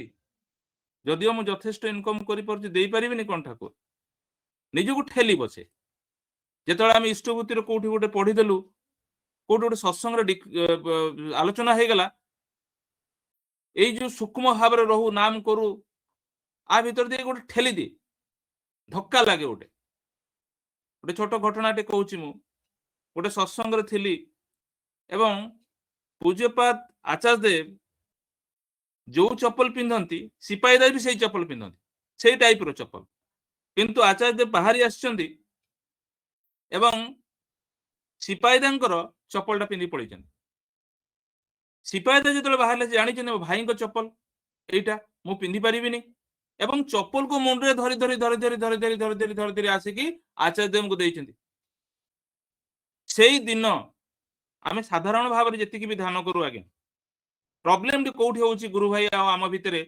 बहु जन भितर कौन जोटा सचेतना सत्संग शुणु बही पढ़ू भाई शुणु आमे ताकू गोटे कान रे पुरी एक कान रे काढ़ी दो धरी रखिबार क्षमता आगे रखि पारुना कारण कौन ध्यान नहीं कारण कौन ध्यान नहीं से नोट डाउन करे ना आगे मो जीवन रो कोटा उन्नतिर बाट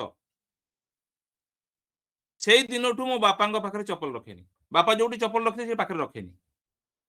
आ जदि बाजी भी गला चप्पल रे गोड़ कि कौन हला मु सेठी प्रणाम करी नल नहीं मु जाई परिबे माने एत्ते बाधी जाए कई जे मनुष्य तैयारी होके आसीची हबो सबू हे जीवो ता द्वारा एटा मते कहीं लागुनी सबू कर समस्तंकर से फैक्ट्री रे रिपेयर हबार अछि तो प्रॉब्लम हला आम मान भीतर आम इग्नोरेंस टा एते अधिका गुरु भाई मान एते अधिका सीमा पार से मोर माने बुझाए जे आज्ञा भले घंटा घंटा बसिक ठाकुर सहित गप कर मोर भूल कौन यदि निजर भूल यदि देखा आरंभ हो गला नाम ध्यान रे ठाकुर जेतिकी ठेलुचंती ना सेतिकी बाधी जीव आ से बाधिबा दरकार आमे एते इग्नोरेंस रे एमिति बोलुचु ना बाधु नाही जमारू केयर नाही 100% कहूची आज्ञा नाम ध्यान करिया फल रे ठाकुर ठेलिबे 100% ठेलिबे ठेलुचंती सब बेले आमे केयर करूनु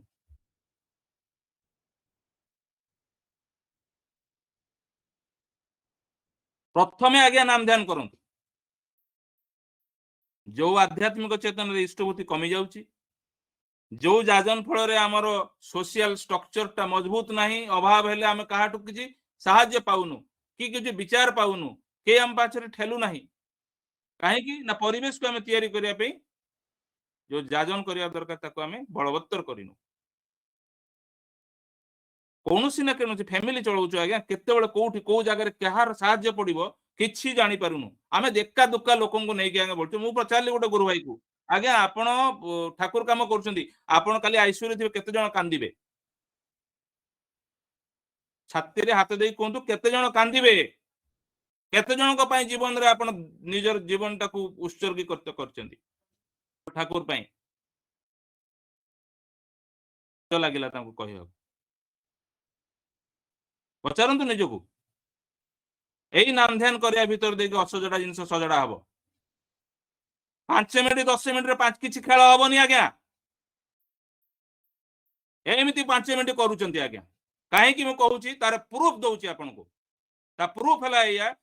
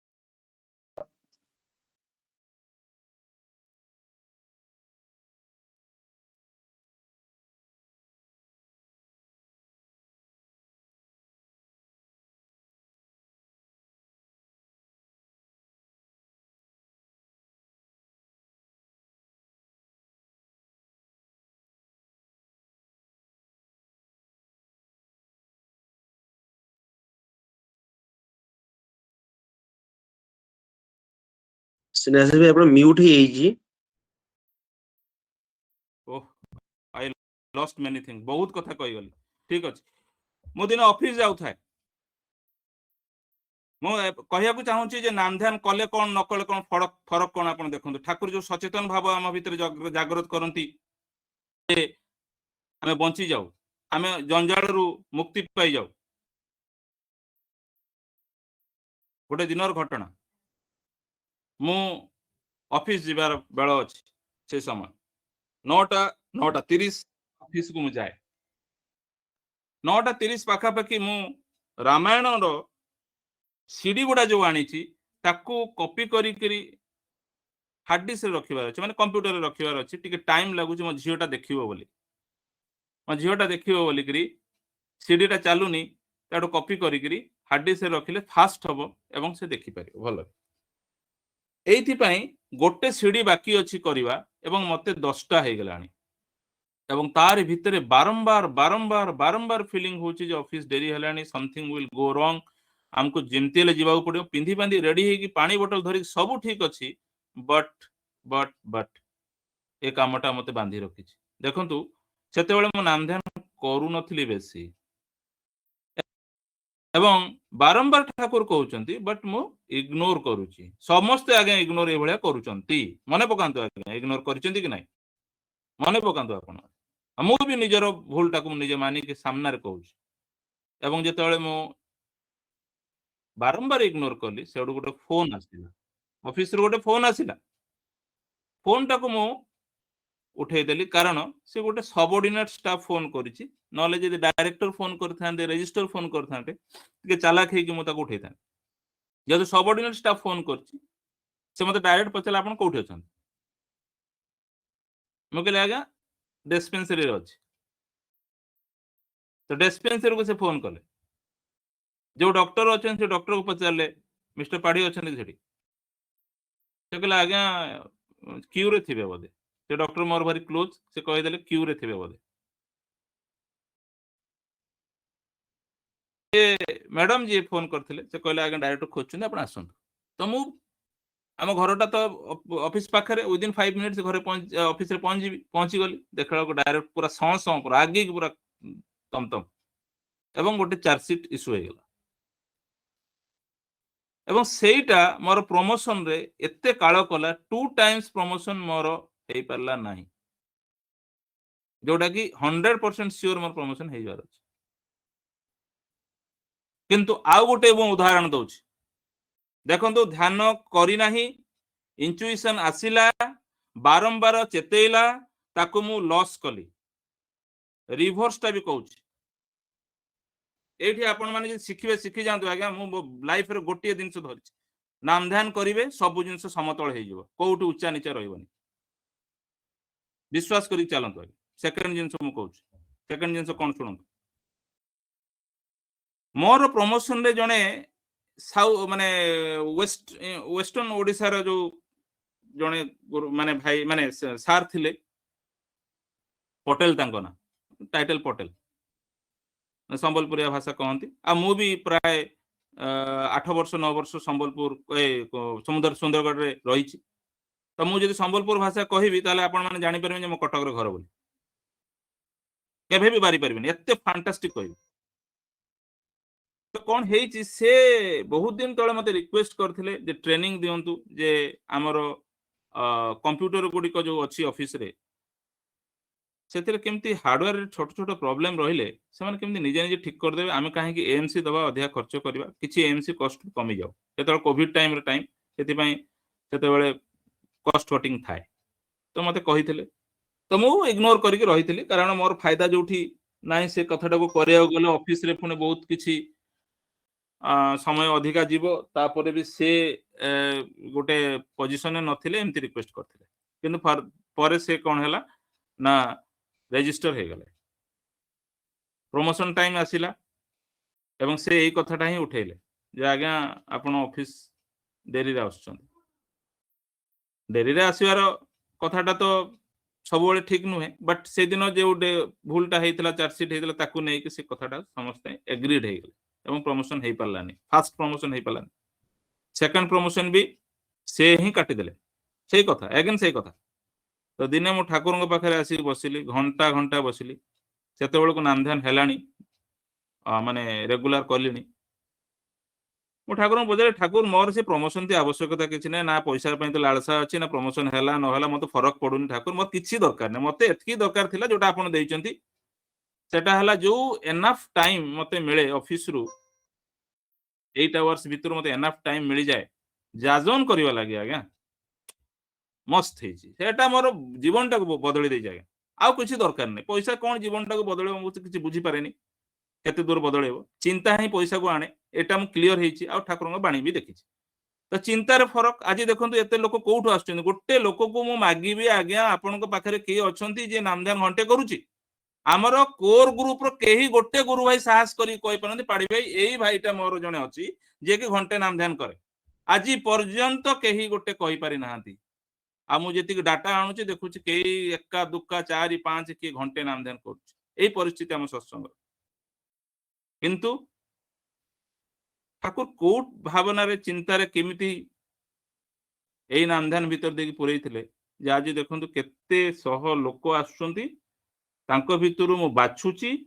ଏବଂ ଗ୍ରୁପରେ ପୁରଉଛି ଆଉ ସେଇମାନେ ହିଁ ଆଜି ଅଛନ୍ତି ଓକେ ତ ବର୍ତ୍ତମାନ ଗୋଟେ ଘଟଣା ଶୁଣନ୍ତୁ ସେ ଯେଉଁ ସାର୍ ମୋର ଏଇ ଜିନିଷଟାକୁ କାରଣ ସେ ସାର୍ ବହୁତ ପଙ୍କ୍ଚୁଆଲ 8 ମାନେ 8 ରେ ଅଫିସ ଆସନ୍ତି ସେଥିପାଇଁ ମୋର ଏଇ କଥାଟା ତାଙ୍କୁ ବହୁତ ବାଧିଛି ତ ପ୍ରମୋଶନ ସେ ଦେଲେନି ମୁଁ କହିଲି ଠାକୁର ଠିକ ଅଛି ପ୍ରମୋଶନ ଦେଲେନି ଓକେ କିଛି ଅସୁବିଧା ନାହିଁ ମୋର ସେଥିରେ ପ୍ରୋବ୍ଲେମ ନାହିଁ କିନ୍ତୁ ସେଇ ଲୋକଟାକୁ ମୁଁ କିନ୍ତୁ ଜୟ କରିବି ସେ ଯୋଉ ମତେ ସେଇ ଦୃଷ୍ଟିରୁ ଦେଖୁଛି ଏ ଅଫିସ ଲେଟରେ ଆସୁଛି ତ ସେଇଟାକୁ ଟର୍ଣ୍ଣିଂ କେମିତି କରିବି କାରଣ ସେ ଭାବୁଛି ବୋଧେ ମୁଁ କିଛି କାମ କମ କରୁଛି କିମ୍ବା ଏଫିସିଏଣ୍ଟ ହେଇପାରୁନି ଭାବୁଛି ସେ କଥାଟା କେତେଟା କ୍ୱେଶ୍ଚନ ବି ସେ ପଚାରିଥିଲେ ପ୍ରମୋଶନ ଟାଇମରେ ତ ମୁଁ ତାଙ୍କର ରିଡିଂ କଲି ଯାହା ମେଣ୍ଟାଲିଟି ସେ ବୋଧହୁଏ ଏଇଆ ଭାବିଛନ୍ତି ଠିକ ଅଛି ତ ମୁଁ ଠାକୁରଙ୍କ ପାଖରେ ଚ୍ୟାଲେଞ୍ଜ ନେଲି ଠାକୁର ମୁଁ ଗୋଟେ ବହୁତ ହବା ଜିନିଷ ନୁହଁ ଅସମ୍ଭବ ଜିନିଷଟା ଚ୍ୟାଲେଞ୍ଜ ନେଉଛି ଠାକୁର ନାମଧାନ କରିକି ତାକୁ ପାଇବି ବା ଜିଦ୍ଦି ଆସିଗଲା ମୋର ଯେତେବେଳେ ଜିଦ୍ଦି ଆସିଯାଏ ନା ଆଜି ପର୍ଯ୍ୟନ୍ତ କୋଉ ଜିଦ୍ଦି ମୁଁ କେବେ ବି ସକ୍ସେସ ହେଇନି ଏମିତି ହେଇନି ଆମ ଜିଦ୍ଦି ଆସିଗଲା କଣ ଜିଦ୍ଦି ଠାକୁର ମୁଁ ଏମିତି ନାମ କରିବି ଆଉ ଏମିତି ଭାବରେ ପ୍ରିପେୟାର ହେବି ଆଉ ଏମିତି ମେଥଡୋଲୋଜି ଆଉ ଜିନିଷକୁ ଆପ୍ଲାଏ କରିବି ଯେମିତି ସେ ମଣିଷ ମତେ ପିଏଚଡି ପାଇଁ ଆଲାଉ କରିବ ସେ ସେତେବେଳେ ଡିନ୍ ଏକାଡେମିକ ଥାଏ ଥାନ୍ତି ସେ ତ ମୁଁ ଯଦି ଏମିତି ଯିବି ଯେ ମାନେ କଣ ଆମର ଯୋଉ ସ୍ପନ୍ସର୍ଡ ପିଏଚଡି ମାନେ ଚାକିରି କରିଥିବା ଲୋକ ବି ପିଏଚଡି କରିପାରିବ ଏନ୍ଆଇଟି ଆଇଆଇଟି ରେ ହେଲାଣି ଏବେ ତ ମୁଁ ସେତେବେଳେ ଯେତେବେଳେ ଆପ୍ଲାଏ କଲି ଆପ୍ଲାଏ କରିବି ସେ ତ ମନା କରିଦବ ପ୍ରମୋଶନ କାଟି ଦେଇଛି ଯୋଉ ଲୋକ ଏଟାକୁ କିଏ ଆକ୍ସେପ୍ଟ କରିବ କରିବନି ତ ମୁଁ ଠାକୁରଙ୍କ ପାଖରେ ଭାବିଲି ଠାକୁର ହ୍ୱାଟ ଇଜ ଦ ୱେ ତାକୁ କେମିତି ହାତରେ ରଖିବି ଯାହାଫଳରେ ସେ ସେଟାକୁ ସାଇନ୍ କରିବ ବହୁତ ଦିନ ତଳେ ସେ ମନେ ପଡିଲା ଯେ ସେ ଏଇ କାମଟା ଦେଇଥିଲେ ଯେ ହାର୍ଡୱେୟାର ରିପେୟାରିଂ ର ଯଦି କିଛି ଟ୍ରେନିଂ ଦେଇ ଦିଆଯାଏ ତାହେଲେ ବହୁତ ଅଫିସର ସେଭିଂ ହେଇଯାନ୍ତା ପଇସା ଖର୍ଚ୍ଚ ସେଭିଂ ତ ମୁଁ କଣ କଲି ସେଇ କଥାଟାକୁ ଜାଗ୍ରତ କରିବା ପାଇଁ ଦିନେ ସେମାନେ ସବୁ ଡିନ୍ ଏକାଡେମୀ ସବୁ 8ଟା 8:30 ପରେ ଛୁଟି ହୁଏ ସେମାନେ ଆସନ୍ତି ତ ମୁଁ ଗଲି 8:30 ବେଳକୁ ଯାଇକିରି ଏଣ୍ଟ୍ରି କଲି ଆପ୍ଲିକେସନଟା ନେଲି ତାଙ୍କୁ କହିଲି ଆଉ କହିବାଟା ସିଧା ସାର୍ କେନ୍ତା ଅଛନ୍ ଭଲ ଅଛନ୍ କାଇଁ ଏନ୍ତା ସାର୍ ମନେ ପଡିଗଲା ଆଉ ସେଇଥିଲାଗି ଆସିଗଲି ଆଉ କିଛି ଭୁଲ ନାଇଁ କରି ତ ନାଇଁ ନାଇଁ ଠିକ ଅଛି ପାଡି ସାର୍ ଆସୁନ ଆସୁନ ବେଠୁନ ବସୁନ ସେ ତାଙ୍କର କଟକିଆ ଭାଷାରେ କହୁଛନ୍ତି ସି ଏ ସମ୍ବଲପୁର ମ୍ୟାନ୍ କିନ୍ତୁ କଟକିଆ ଭାଷାରେ କହୁଛନ୍ତି ଆଉ ମୁଁ ମୋର ସମ୍ବଲପୁର ଚଲେଇଛି ମୁଁ କେବେ କଟକିଆ ହିଁ ଆସୁନି ଭାଷା ପୁରା ସମ୍ବଲପୁର ମୁଁ ପୁରା ଡଣ୍ଠା ରହିକି ସାର୍ ଆପଣ ସମ୍ବଲପୁର କଥା ମୋ ସାଙ୍ଗରେ ହେବେ ତାରପରେ ମୁଁ ବୁଝିବି ମୋ ପାଲରେ ଫସିଲେ ଆପଣ ତ ଚାଲିଲା କଥା କଥା କଥା ଚାଲିଲା ଚାଲିଲା ଚାଲିଲା ସାର୍ ଏନ୍ତା କାଇଁ ଆପଣ ଗୋଟେ କହିଥିଲେ କାଇଁ ମନେ ପଡୁଛି ଯେ କାଣା କରମା ସେଟା ସାର୍ କେନ୍ତା ହବା ଏ 2 ବର୍ଷ ତଳେ ସାର୍ ଆପଣ ଯେତେବେଳେ ଟିର ବିଲ୍ଡିଂ ରେ ଥିଲେ ସାର୍ ମନେ ପକାନ୍ତୁ ତ ହାର୍ଡୱାର ଯୋଉ ରିପେୟାରିଂ କାମ ଗୋଟେ ସାର୍ କଥା କହୁଥିଲେ ଟ୍ରେନିଂଟା ସେଟା କର୍ମା କାଇଁ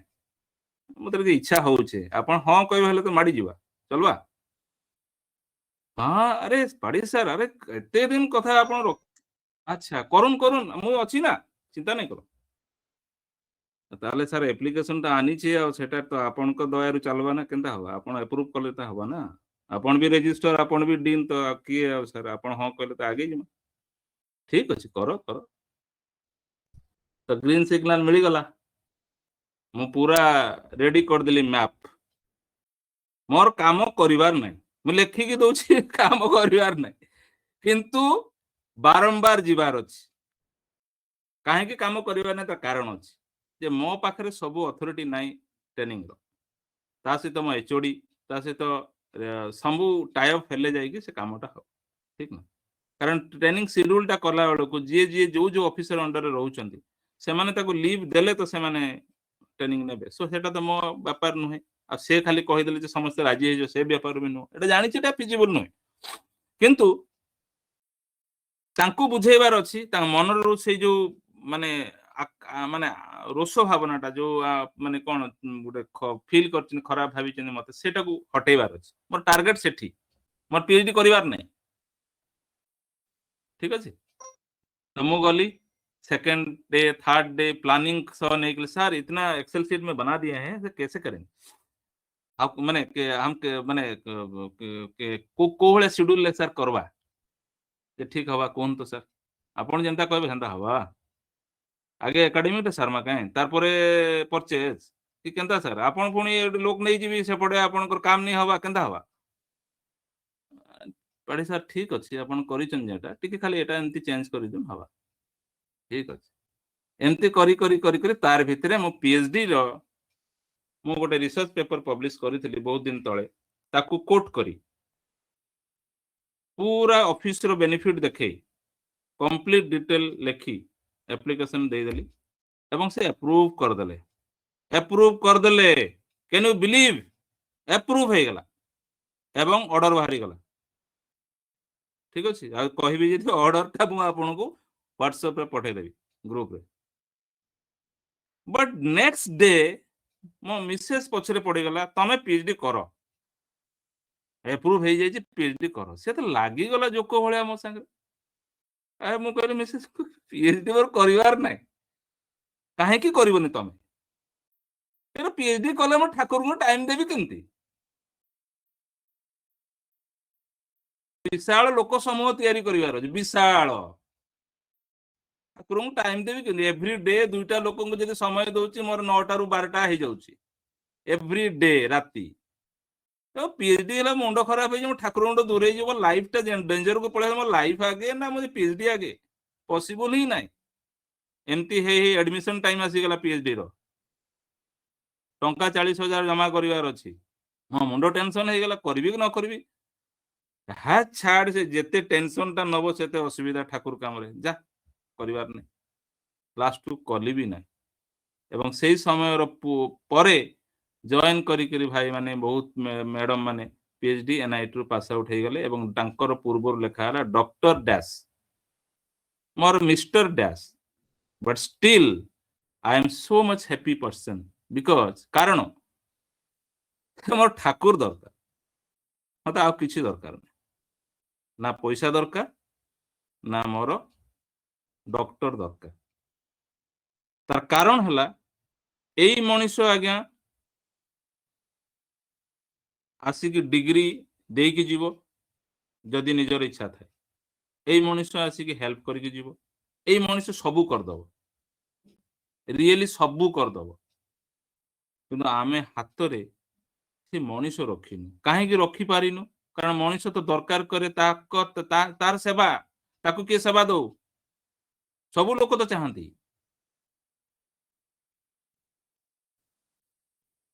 सेईटा जगू मते गोटे खुशी लागला लाइफ रे जोटा मु केभे करि परिबिनी जोटी प्रमोशन रे हारी गली सेठी पीएचडी आनिबार जीती गली तार कारण हला नाम ध्यान करू नथिली आ नाम ध्यान कला फळे जा इश्यूज सेइची ताकू मु आउ को दिन सेशन नेबी ठीक अछि आज रे सेशन भाई मान को पई तो मो गोटे मन रे जागृत भावना आसी गला जुगल भाई मते टिके माने जळे देले नियाटा जजन जाजन इष्टभूति रो तो एई नाम ध्यान ता आपन जजन को आगे नबो जणे दबो जे परिवेश रे बहुत आमे पछे जाईचे आम पाखरे लोक नाहांती मनीष नाहांती ठाकुर काम कला बेल को मनीष दरकार एई नाम ध्यान जणे दबो काम रे बाधा आसीबो जणे दबो एई नाम ध्यान जणे दबो जे मु एते छोट मनीष जे ठाकुर किछि करि पारुनी देवी ठाकुर को कहि कि मोर निजर भी अर्निंग बढ़ी जीवो एई घटना केते मन को आसी कहले सरी जीवो बहुत समय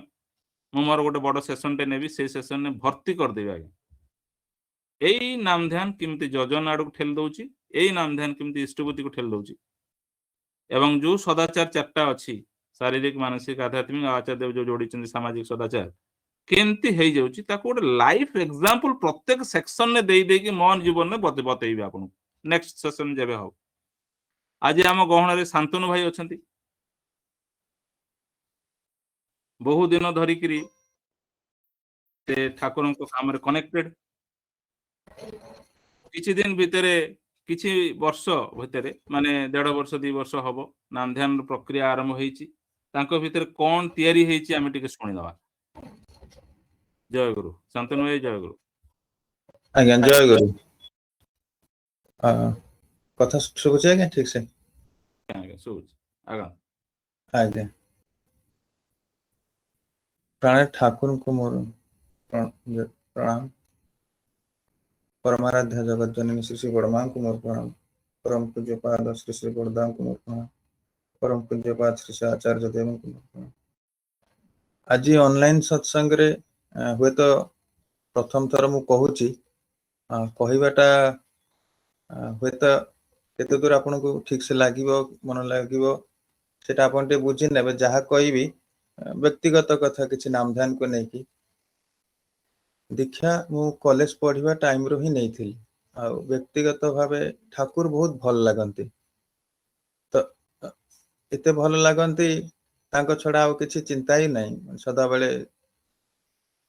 धीरे धीरे धीरे धीरे समय भी गड़ी चल थाए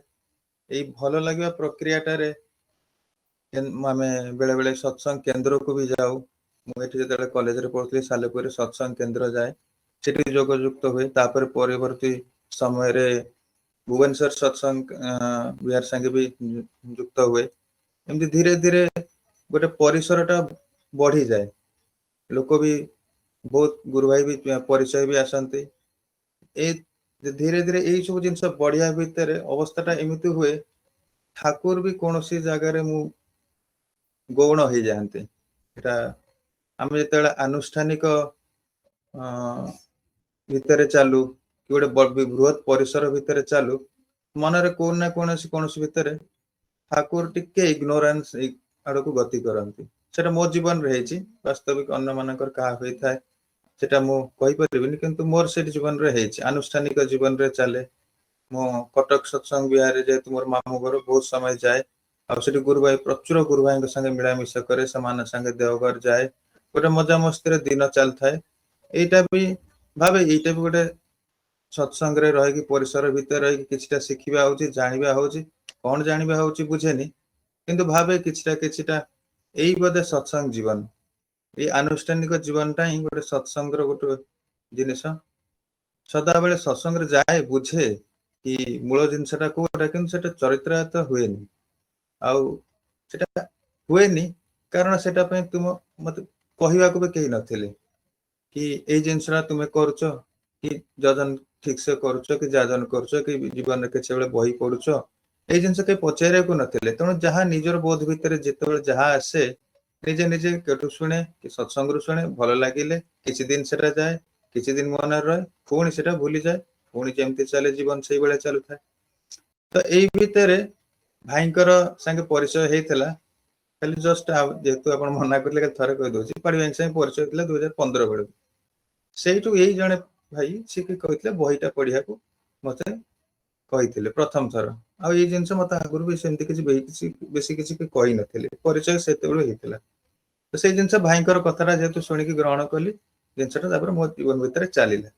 ए भितर आगो पछ जीवन रे बहुत चली थाए तापर मु मोर व्यक्तिगत कथा नाम ध्यान को भितर अबिका कहिबी नाम ध्यानटा एभली जिनस मोर सब दिन ठीक से हेउ नथिला मु कहिबी हमर एटी घर पाखे जने माटी बहुत दरिद्र एंती कहियो गले से रात्रि भी खाया को तांकर बहुत अभाव असुविधा सकाळे गोटे बेली खांती रात्रि खांती न कहले चले कोंटी मुड़ी फुड़ी खाई सुन एबे भी तांकर सेई बेले जीवन टिके अछि कारण बहुत अभाव असुविधा से चलंती तांकर बापा चली जाइथिले आ सेई भितरे सी तांकर बापांकर 14 दिन दिन गोटे सत्संग आयोजन करिया पे से चेष्टा करथिले आ सत्संग हेले भल लागे सेटा समस्त भल लागे तांको परिवार तांकर जति सब थिले समान भी समस्त सहमत थिले हां जा हो सत्संगटा हेबो भल हो କିନ୍ତୁ ଗୋଟେ ଏମିତି ଗୋଟେ ପରିବେଶ ଆସିଲା ଯେତେବେଳେ ତାଙ୍କର ଘର ପାଖ ଲୋକ ପ୍ରବଳ ବିରୋଧ କଲେ। ବିରୋଧରେ କିଛି ତାର କିଛି କାରଣ ହିଁ ନଥିଲା। ମାନେ ଆମ ସତ୍ସଙ୍ଗ ଗୁରୁ ଭାଇ ଯଦି ଆମେ ଚିନ୍ତା କରିବୁ ତାର କି ସେଇ ଯୋଉ ରିଜନ ଟା କହିଲେ ସେଟା କାରଣ ବି ନଥିଲା। ଯେତେବେଳେ ସେ କଥାଟା ମତେ ଯେତେବେଳେ କହିଥିଲେ କି ସତ୍ସଙ୍ଗ ତମେ କରିବାକୁ ବିରୋଧ କରୁଛନ୍ତି, ମୁଁ ସେତ ଭାଇଙ୍କୁ ଯାଇ ପଚାରିଲି। ମୁଁ କହିଲି ନାଇଁ ସେମିତି କିଛି ତ ଏଇଟା ଗୋଟେ ବିଶେଷ କାରଣ ନାହିଁ କି ଏଇ ପାଇଁ ସତ୍ସଙ୍ଗ ବନ୍ଦ କରିହବ। ସେ ଭାଇଟି ରାଗି ଯାଇଥିଲେ କାରଣ ଜଣେ ଅବୁଝା ଲୋକଙ୍କୁ ବୁଝେଇ ହବନି, ତେଣୁ ସେ ଏତେ ରାଗି ଯାଇଥିଲେ ସେ ମତେ ମାରିବାକୁ ଗୋଡେଇଥିଲେ। ହାତ ଫାତ ଉଠେଇକି ମାରିଲେ, କିନ୍ତୁ ମାରି ନଥିଲେ ସେତେବେଳେ, କାରଣ ବାପା ଥିଲେ, ବୋଉ ଥିଲେ, ମୋ ମିସେସ ଥିଲା, ସେଇ ସମୟରେ ସମସ୍ତେ ଥିଲେ। କିନ୍ତୁ ପରିସ୍ଥିତି ଟା ବହୁତ ଗୋଟେ ଉତ୍ତେଜନା ପୂର୍ଣ୍ଣ ହେଇଯାଇଥିଲା। କିନ୍ତୁ ମତେ ସେଇ ସମୟରେ ଗୋଟେ ମିନିଟ ଗୋଟେ କ୍ଷଣ ବି ମତେ ରାଗ ବି ଆସିନଥିଲା ତାଙ୍କ ଉପରେ। ତାଙ୍କୁ ମୁଁ ବୁଝେଇଲି, ତାଙ୍କ କାନ୍ଧ ହାତରେ ତାଙ୍କୁ ବୁଝେଇବୁ ଯେ ତାଙ୍କ ଘରକୁ ତାଙ୍କୁ ନେଇକି ତାଙ୍କୁ ବସେଇଲି, ତାଙ୍କ ଘରେ କଥାବାର୍ତ୍ତା ହେଲି, ତାପରେ ଜିନିଷଟା ସମାଧାନ ହେଇଗଲା। ତାପରେ ତାଙ୍କ ଘରେ ସତ୍ସଙ୍ଗ ବି ହେଲା। ଏତେ ଭଲ ସତ୍ସଙ୍ଗ ହେଇଛି, ହୁଏତ ଆମ ଗାଁରେ ଭିତରେ ସେଇ ପରିବେଶ ଟା ଏମିତି ହେଇନଥିଲା। କାରଣ ସତ୍ସଙ୍ଗ ଆଗରୁ ବହୁତ ଯାଏ, ବ୍ୟକ୍ତିଗତ ଜଣେ ଅଭାବ ଅସୁବିଧା ରହିକି ଏତେ ସୁନ୍ଦର କି ସତ୍ସଙ୍ଗ କଲେ, ଆଉ ପ୍ରଚୁର ଗାଁ ଲୋକ ବି କିଛି ହେଇଥିଲେ। ଆଉ ସେତେବେଳେ ସତ୍ସଙ୍ଗର ଖୁସି ହେଇକି ଆଞ୍ଚଳିକ କିଛି ଲୋକ ନିଜସ୍ୱ କହିଲେ କି ଆମେ କିଛି ଦୀକ୍ଷା ନେବୁ, ଠାକୁରଙ୍କ ନାମ ନେବୁ। ତ ସେଇଟା ମୁଁ ଯେତେବେଳେ ସବୁ କାମ ସରିଗଲା ମଝିରେ ଚିନ୍ତା କଲି ମତେ କାହିଁ ରାଗ କାହିଁ ଆସିଲାନି। ସେ ଭାଇଟି ଯଦିଓ ମତେ ଏତେ କଦର୍ଥ ଭାଷାରେ କହିଥିଲେ, ମତେ ରାଗଟା କାହିଁକି ଆସିଲାନି ମୁଁ ଚିନ୍ତା କଲି। ସବୁ ଜିନିଷ ମଝିରେ ଯେତେବେଳେ ମଣିଷ ଥଣ୍ଡା ହେଇକି ଚିନ୍ତା କରେ, ଏଇଟା ହିଁ ନାମ। ସବୁର କାରଣ ଭିତରେ ସେ ମାଟି ପ୍ରତ୍ୟେକ ଦିନ ନିଷ୍ଠା ସହିତ ନାମ କରନ୍ତି। ମୋ ମିସେସ ସଦାବେଳେ ଯାଇକି କହେ, ଜାଣିଛ ସିଏ ନାମ କରୁଛନ୍ତି। ଏଇ ତାଙ୍କର ଆଉ ସକାଳେ ସନ୍ଧ୍ୟାବେଳେ ଯେତେବେଳେ ସମୟ ପହଞ୍ଚେ ସେ ବହୁତ ସମୟ ନାମ କରନ୍ତି। ଆଉ ତାଙ୍କର କରିବାଟା ଦେଖିକି ମୁଁ ବି ଶିଖିଲି, ମୁଁ ବି ନାମ କରିବି। ଏମିତି କରୁ କରୁ କରୁ କରୁ ନାମଟା କରିବି। ଆଗେ 10 ମିନିଟ 15 ମିନିଟ ହଉଥିଲା, କିନ୍ତୁ ଚେଷ୍ଟା କଲେ 30 ମିନିଟ ଉପରୁ କରିବାକୁ। ଭାଇନା ଯାହା କହୁଛନ୍ତି ଘଣ୍ଟେ, ଚେଷ୍ଟା କରେ ଘଣ୍ଟେ, କିନ୍ତୁ ହୁଏନି। 40 50 60 ଏମିତି ଟାର୍ଗେଟ କିନ୍ତୁ ମୁଣ୍ଡରେ ଥାଏ, ଯେତେବେଳେ ନାମଟା କିନ୍ତୁ ବେଶୀ ବେଶୀ କରି ବଢେଇବି। ତ ଏଇ ଯୋଉ କରିବା ଭିତରେ ମୋର ଚରିତ୍ରରେ କିଛିଟା କିଛି ପରିବର୍ତ୍ତନ ହେଇଛି, ଯୋଉଟା କି କୋଉ ସମୟରେ କଣ କରାଯିବ ସେଇ ଅନୁସାରେ ଠିକ ସେ ମେସେଜ ଆସିଗଲା, ଆଉ କାମଟା ବି ହେଇଗଲା। ଯଦି ସେଇ ସମୟରେ ଗୋଟେ ଉତ୍ତେଜିତ ପରିସ୍ଥିତିରେ ମୁଁ ଯଦି ପଦେ ଦି ପଦ କହିଥାନ୍ତି, ତାହେଲେ ହୁଏତ ସେ ବି କିଛି କହିଥାନ୍ତେ କି ଏଇ ସତ୍ସଙ୍ଗ ଲୋକ ଏଇଭଳିଆ ବ୍ୟବହାର କରୁଛି। ତ ସେଇ ଜିନିଷ ଯାହା ହଉ ସେ ସିଚୁଏସନ ମ୍ୟାନେଜ ହେଇଗଲା। କିନ୍ତୁ ଖୁସି ଲାଗିଲା, ଯାହା ହଉ ନାମ ଧ୍ୟାନ କରିବା ବଦଳ କିଛି ନିଜର ପରିବର୍ତ୍ତନଟା ହଉଛି। ସେଇଟା ହଉଛି ହୁଏତ ମୋର ଚରିତ୍ରରେ ହଉଛି, ଚାଲିଚଳନରେ ହଉଛି, ବ୍ୟବହାରରେ ହଉଛି। ଟିକେ ଟିକେ ପରିବର୍ତ୍ତନ ସେଟା ବୁଝିପାରିଲି। କିନ୍ତୁ ଜିନିଷଟା ହେଲା, ମୋର ଗୋଟେ ଅସୁବିଧା ହଉଥିଲା, ମୁଁ ଯଦି 30 ଦିନ ଗୋଟେ ଟାର୍ଗେଟ ନେଇ ଯେତେବେଳେ ନାମ ଧ୍ୟାନ କରିବାକୁ ଚେଷ୍ଟା କରେ, 28 ଦିନ ଠିକ ସେ କରିବି, ଗୋଟେ ନା ଗୋଟେ କଣ ଏମିତି ଗୋଟେ ପରିସ୍ଥିତି ହେଇଯିବ, ନାମ ଧ୍ୟାନ ଟା ଠିକ ସେ କରିପାରିବିନି। ସେଇ ଦିନଟା ମୋର ପୁଣି କମିଯିବ, 10 ମିନିଟ 15 ମିନିଟ କୁ ଚାଲି ଆସିବ। ଏଇ ଯୋଉ ଅପ ଡାଉନ ଭିତରେ ମୋ 30 ଦିନର ଟାର୍ଗେଟ କେବେ ମୋର ଫିଲଅପ ହେଇପାରେନି। ସେଇଟା ମନରେ ଗୋଟେ ଦୁଃଖ ଥାଏ, କିନ୍ତୁ ଚାଲିଥାଏ। କିନ୍ତୁ ଆମେ ଯେତେବେଳେ ସେପ୍ଟେମ୍ବର ମାସରେ ଏଇ ଯୋଉ ଗ୍ରୁପରେ ଗୋଟେ ପରିକଳ୍ପନା ହେଲା, ସମସ୍ତେ କିଛି କିଛି ଗୁରୁ ଭାଇ ନାମଦାନ ଯେତେବେଳେ କରିବେ, ନିୟମିତ କରିବେ, ଆଉ ହଉ କି ନ ହଉ ଅନ୍ତତଃ ବସିବାଟା ହଉ, ବେଶୀ ସମୟ କରି ବସିବାଟା ହବ, ଠାକୁରଙ୍କ ନେଇ ଚିନ୍ତା କରିବାଟା ହବ, ନାମଧାନ ବଢେଇବାଟା ହବ। ଏଇତେବେଳେ ଗୋଟେ ବୃହତ ପରିବେଶ, ଗୋଟେ କିଛି ପାଳିବା ଗୁରୁ ଭାଇଙ୍କ ଗୋଟେ ବ୍ୟଷ୍ଟିରେ ଯେତେବେଳେ ରହିଲି, ସେତେବେଳେ ମୋର ସେଇ ଜିନିଷଟା କଟିଗଲା। କାରଣ ମୁଁ ଜାଣିଛି ଦୀକ୍ଷା ନେବାର ଏପର୍ଯ୍ୟନ୍ତ ଗୋଟେ କଣ୍ଟିନ୍ୟୁଟି ଗୋଟେ ନଥିଲା, ଯୋଉଟା କି ଲାଷ୍ଟ ଗତ ବର୍ଷ ସେପ୍ଟେମ୍ବର ମାସରୁ ଗୋଟେ କଣ୍ଟିନ୍ୟୁଟି ଆସିଛି। ହୁଏତ ସେଇଟା ହିଁ ଗୋଟେ ମୋର ପାଇଁ ଗୋଟେ ଆଚିଭମେଣ୍ଟ ହଉ କି ନ ହଉ, ଯାହା ହଉ ମୁଁ ଏଇ ଜିନିଷଟା ଗୋଟେ ନିୟମିତ କରିପାରୁଛି। ଆଉ କରିବା ଭିତରେ ବହୁତ କିଛି ପରିବର୍ତ୍ତନ ନିଜ ଭିତରେ ହଉଛି। ଆଉ ସେଇ ପରିବର୍ତ୍ତନଟାର ଆଉ ଗୋଟେ ମୁଁ ଉଦାହରଣ ଦଉଛି। ଗତ ବର୍ଷ କେନ୍ଦ୍ରାପଡାରେ ଗୋଟେ ବାର୍ଷିକ ଉତ୍ସବ ଯେମିତି ସତ୍ସଙ୍ଗ ହଉଥିଲା, ମୁଁ ଯାଇଥିଲି, ମିସେସ୍ ଯାଇଥିଲି, ଝିଅ ଯାଇଥିଲି। ଆମେ ଯିବା ଭିତରେ ଭଲେଣ୍ଟିୟର ବହୁତ କାମ କରନ୍ତି ସେଠି। ଗୋଟେ ଭଲେଣ୍ଟିୟର, ସେ ହୁଏତ ବହୁତ ବୟସ୍କର ବଡ, ତାଙ୍କର ଗୋଟେ ବ୍ୟବହାରଟା ଏତେ ଖରାପ, କଦର୍ଯ୍ୟ ବ୍ୟବହାର ହେଲା କୌଣସି କାରଣରୁ। ସିଏ ରାଗଟା ବୋଧେ ଥିଲା ଅନ୍ୟ କାହା ଉପରେ, ସେଟା ମୋ ଉପରେ ସାରିଦେଲେ। ବୁଝିପାଇଲିନି ସେ କାହିଁ ମତେ ସାରିଲେ, କିନ୍ତୁ ମୋର ବି ସେତେବେଳେ ଗୋଟେ ଉତ୍ତେଜିତ ମନକୁ ଆସିଲା। ମୁଁ ବି ତାଙ୍କୁ ଦିପଦ କହିଦେଲି, କିନ୍ତୁ ଏତେ ମାତ୍ରାରେ କହିନି, ମୁଁ ମାତ୍ର 2-3 ପଦ କହିଲି। କିଛି ସମୟ ପରେ ମତେ ସେ ସମୟ ସେଠି ସରିଗଲା। ତାପରେ ମୁଁ କିଛି ସମୟ ପରେ 10-15 ମିନିଟ ପରେ ସେଇଠି ହିଁ ଚିନ୍ତା କଲି, ଯାହା କରିଛି ଭୁଲ କରିଛି। ସଦାବେଳେ ମୁଣ୍ଡରେ ଆସିଲେ ପରମ ପୂଜ୍ୟ से आचार्यदेव कथा जो जी जाती आश्रम निवेदन करने कहार व्यक्तिगत कहार झगड़ा होती डाला पठाओ से डाला पठाओ मुंडटा ही सदा स्ट्राइक कला ठाकुर भी बाणी क्या संगे जदि किसी मनमाली नहीं था संगे किसी डाला पठाओ तो से आउ रही पार्लिनी जमती से अवस्था जमती है कि से भाईटा को किसी ना किसी कौन कहबी कारण पुणी चिंता कली कौन कहबी ठाकुर भाविली पुणी भाविली नहीं लोकटी जहाँ हेल्ले भलेंटियर काम करुँच माने हूँ तो सका कि 2 दिन आगुरी 5 दिन आगुरी बहुत कष्ट करें आम तो आसिलु उपभोग करलु चली जाऊ किंतु से जहाँ भी हेल्ले व्यक्तिगत भाव बहुत शारीरिक परिश्रम करथिबे से स्ट्रेसटा हूँ तो दीपद तांकर बाहर जाइथिबो तो सेटा को धरिकी मु तांक संग कथा भाई जा हो आपण माने बहुत परिश्रम करिसंती उत्सव पई आउ जानिछि आपण माने मनर अवस्था भी ठीक नथिबो कारण कोउठी कोन केतल परिश्रम संगे आपणकर खाइबा पीवा सब ठीक है नथिबो तेणु मु मो आडू जहाँ मु कहीदेली से मु क्षमा मागुची हाथ जोड़ी की मु जीवन में मुझे हाथ जोड़ी नथिली एई हाथ जोड़ी की प्रणाम माने क्षमा मागिली मु कहली मु जहाँ पे जे कहीदेली से खराब भाबिबेनी आ भाबिबे सान भाई किछि कही देछि से भाईटी बहुत खुशी हेले आउ जानि नथिले कि एपड़ी माने एक्सपेक्ट करथिले कि एभଳି किछि हेबो बोली संगे संगे मते 2-3 गुरु भाई के संगे परिचय करई देले मु कहलो ठीक अछि आउ शेष बेले मते भी कहतन भाईना सुनो आउ डालमा टिके नेकी जाओ घर को मुझे नाई भाई मुझे पे आसी नथिली सेटा मोर उद्देश्य ने आउ खुशी हे गले जाओ सेति मो मनटा तांकर आमर भितर जो ठाकुर पाखे मु भी जाओ प्रणाम जणिले जाओ लोकटीर ओई जो मनमलिन जो अवस्था थिला मु अंतत खुशी हे गली कि किछिटा जाओ ठाकुर कथा मानिक चली परवर्ती समय रे परम पूज्यपाद आचार्य जो दीक्षा पत्र परिक्रम शेष दिन थिला भुवनेश्वर पाड़ी भाई सब जाइए से भाई भी से जाइए सी मो मिसेस संगे देखा बहुत कथा है बहुत समय कथा है मुझे कथा ही नी क्या आमको भी पर्सनाली से कहले कि नहीं जदि आपंकर असुविधा होती तो आम घर फेरिया असुविधा आम संगे भी जापर मुझे कहली ना आम व्यवस्था कर आसीचु आम जीवु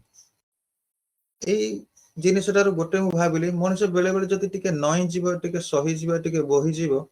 बहुत किसी जिनस से सिचुएशन हैंडल कर मैनेज कर आईटा आपण प्रत्येक दिन जदि नाम ध्यान जदि करुथिबे से बोधटा से आपणकर जागी जीव जदि न होची से छोट छोट जिनस धरि परिबेनी आउ कोनोसी किसी संगे युक्त रहिले भी आपण जदि ठाकुर संगे युक्त रहिबे तांको कथा मानिले तांको कथा मानिबाटा ही एई नाम कारण ठाकुर मूलरु ही कहिसंती नाम कर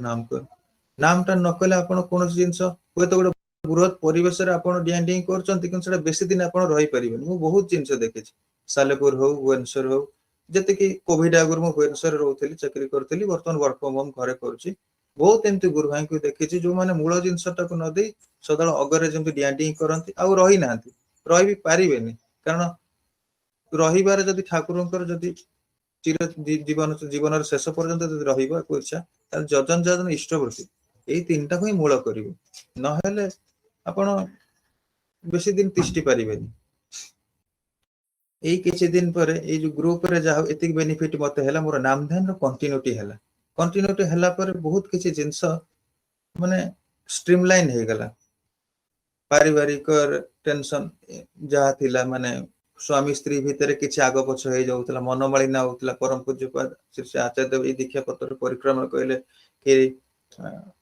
घर स्त्री मान सहित केमती व्यवहार करिवो से जिनस गुड़ा सदा बेले मुंडरे आसु थाए मो जते बेले ए दीक्षा पत्र परिक्रम आगुरु घर समस्त खर्च मु वहन करथि एबे मु करछि जहा मु जहा मु सैलरी जहा जति मिलुछि घर चले पे मु सब ताकू ही दे दोछि जा तुमे ही मु तू करी कथा हुए मो विशेष सहित ताकू ही दे दिए तो सी मते ही चला इवन मोर जा छोटो मोटो आवश्यक मोर किछिटा जदि बेसिक रिक्वायरमेंट गाड़ी पेट्रोल पई खाली मु रखी था जहा खर्च मु ताकू देई कि मु से ही मते जेमति चलाउछि सेही टाइम मु एटा मोर हैबिट हे गला लास्ट पाखा पाखी 7-8 मास हे जीवनी मोर छोट छोट जिनस इवन परम पूज्य आचार्य जेमति कहै सैलून गला पई मु जे चुटी काटिया पई पैसा मोर भी होगा से अवस्था मु सेमते माने मैनेज सेही भले चेष्टा करछि सब पैसा ताकू दे देले से किंतु आ से प्रॉपर्ली मेंटेन करूछन सेही गोटे भलो जिनस परिवारटा एठी भलरे चालुछि कारण आमे जणको मानिके चालुछु ताको कथा मानिकी छोट छोट जिनस हेले भी मानिकी जेतेबेले चलीबाटा होची जीवनटा सरल सुंदर आउ रसमय होई उठे। एई गत वर्ष मार्च मासरे भेणीकर गोटे सिवियर एक्सीडेंट हेतिला। एक्सीडेंट हेतिला माने एभली अवस्था थिला से रहिबे कि चली जिबे से भलिया मनर सदा गोटे द्वंद्व रहउथला। एक्सीडेंट एभली सिवियर हेतिला भाई माने समस्त जानती। मार्च मासरे मु हुई माने प्रथम जे कि टिके ग्रुप रो एक्टिविटीज रो बहुत मु इनएक्टिव रहिली कारण हला वर्क फ्रॉम होम घरे करथि भुवनेश्वर भेणी सम हॉस्पिटल एडमिशन हेल प्रथम बड़ मेडिकल गले बड़ मेडिकल अश्विनी अश्विनी रु तापर सम हॉस्पिटल ए तापर मु सदा बेले तांको संगे रही था तांकर भेणी आर्थिक जहाँ जति किसी व्यापार से तांको करथांती मु खाली फिजिकली किंतु सपोर्ट करे सब क्षेत्र रे माने कोठी कोन रहिबी कारण से आईसीयू रे ही थेले जेंति किसी बड़ काम नथिला से आईसीयू रे रहउतले जहाँ सम हॉस्पिटल पेमेंट जोतले मु खाली फिजिकली जहाँ साइन करियार दरकार कोन दरकार मु सेटा करे और से समयटा भारी कष्ट हुए कि कारण मन रे बहुत दुश्चिंता भी आसे हुए न हुए कारण हॉस्पिटल परिवेशटा एमतिया थाए कि किए ना किए गोटे चली जाए किए गोटे कांदुथब एमती किंतु मनटा सते आग पछ हेला भितर गोटे प्रकृष्ट समय गोटे मिल जाए नाम ध्यान करबा एटा देवदत्त होय भी ताको नाम ध्यान सेशन रे कहिथिले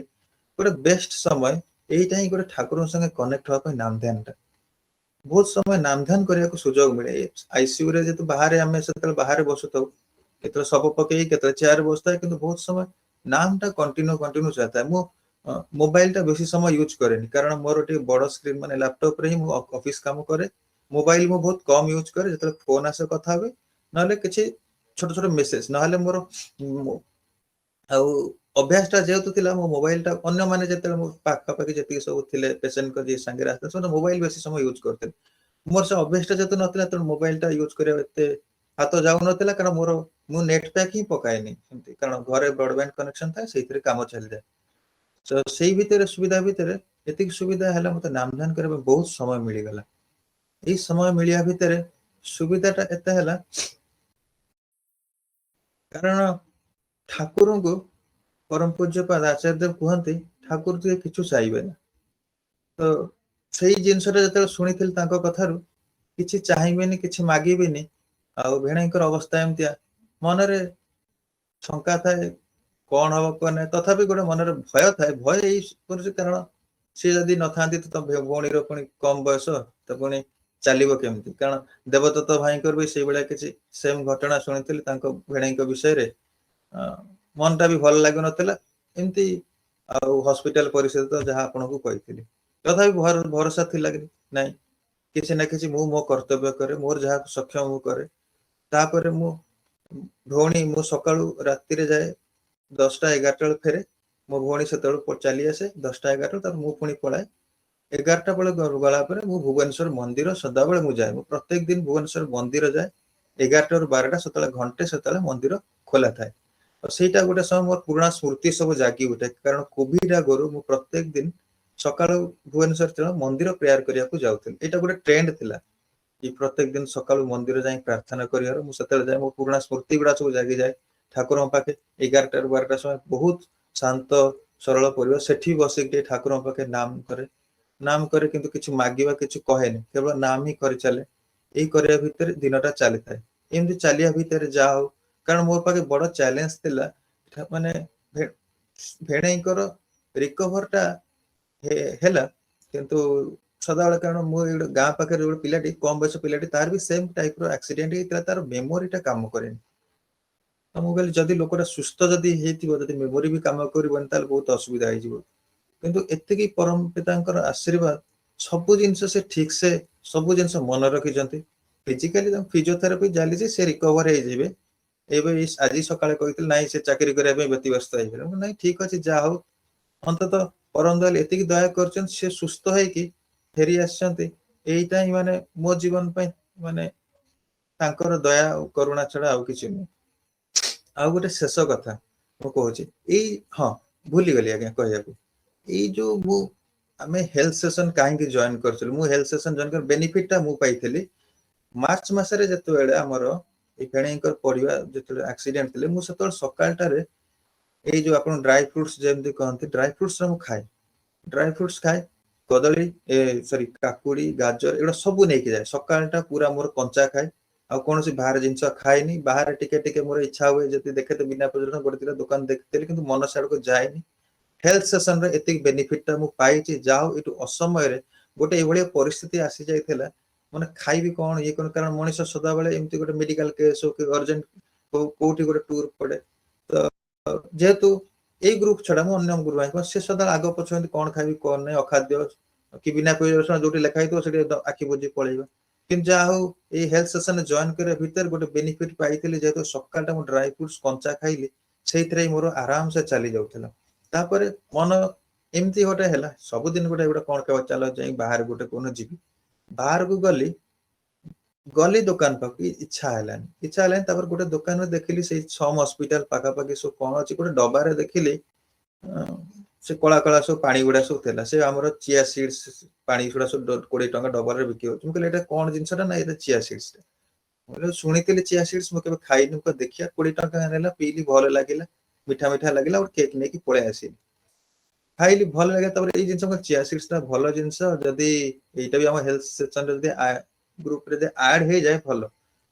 ଆଉ ଏତେ ଖୁସି ଲାଗିଲା ସେଇ ଜିନିଷଟା ହୁଏତ ମାର୍ଚ୍ଚ କି ସରି ଏପ୍ରିଲ ପରେ ପରେ ପାଡି ଭାଇ ସେଇଟା ସେସନରେ ବି ଆଡ କରିଦେଇଥିଲେ ଚିଆ ସିଡ୍ସ କଥା। ଏଇଟା ହିଁ ମାନେ କଣ କହିଲେ ଧୀରେ ଧୀରେ ତାଙ୍କ ସାଙ୍ଗେ ଯଦି ଟ୍ୟୁନ ହେଇକି ଗୋଟେ ଭଲ ଭଲ ଗୁରୁ ଭାଇଙ୍କ ସାଙ୍ଗେ ଯଦି ଟ୍ୟୁନ ହେଇକି ରହିବେ, ଆପଣ ଯାହା ଚାହିଁବେ ସେଇଆ ହଉଛି, ଆପଣ ଚିନ୍ତା ବି ଯାହା କରୁଥିବେ ସେମାନେ ବି ସେଇ ଟାଇପରେ ଚିନ୍ତା ହଉଥିବେ, ଏମିତି ବହୁତ ଜିନିଷ ହୁଏ, ମୋ ଭାଇଙ୍କୁ ଫୋନ କରିଥିବି ସେ କହିବାର ତୋର ବିଷୟରେ ଚିନ୍ତା କରୁଥିଲେ, ଏଇଟା ହିଁ ହୁଏ, ଏଇଟା ହିଁ ନାମ ଧ୍ୟାନ କରିବାର ଗୋଟେ ବେନିଫିଟ, ଯିଏ କରିବ ସେ ଜାଣିବ, ଆଉ ନ କରିବ ବୁଝିପାରିବନି, ହয়তো ଗପ ଭଳିଆ ଲାଗିବ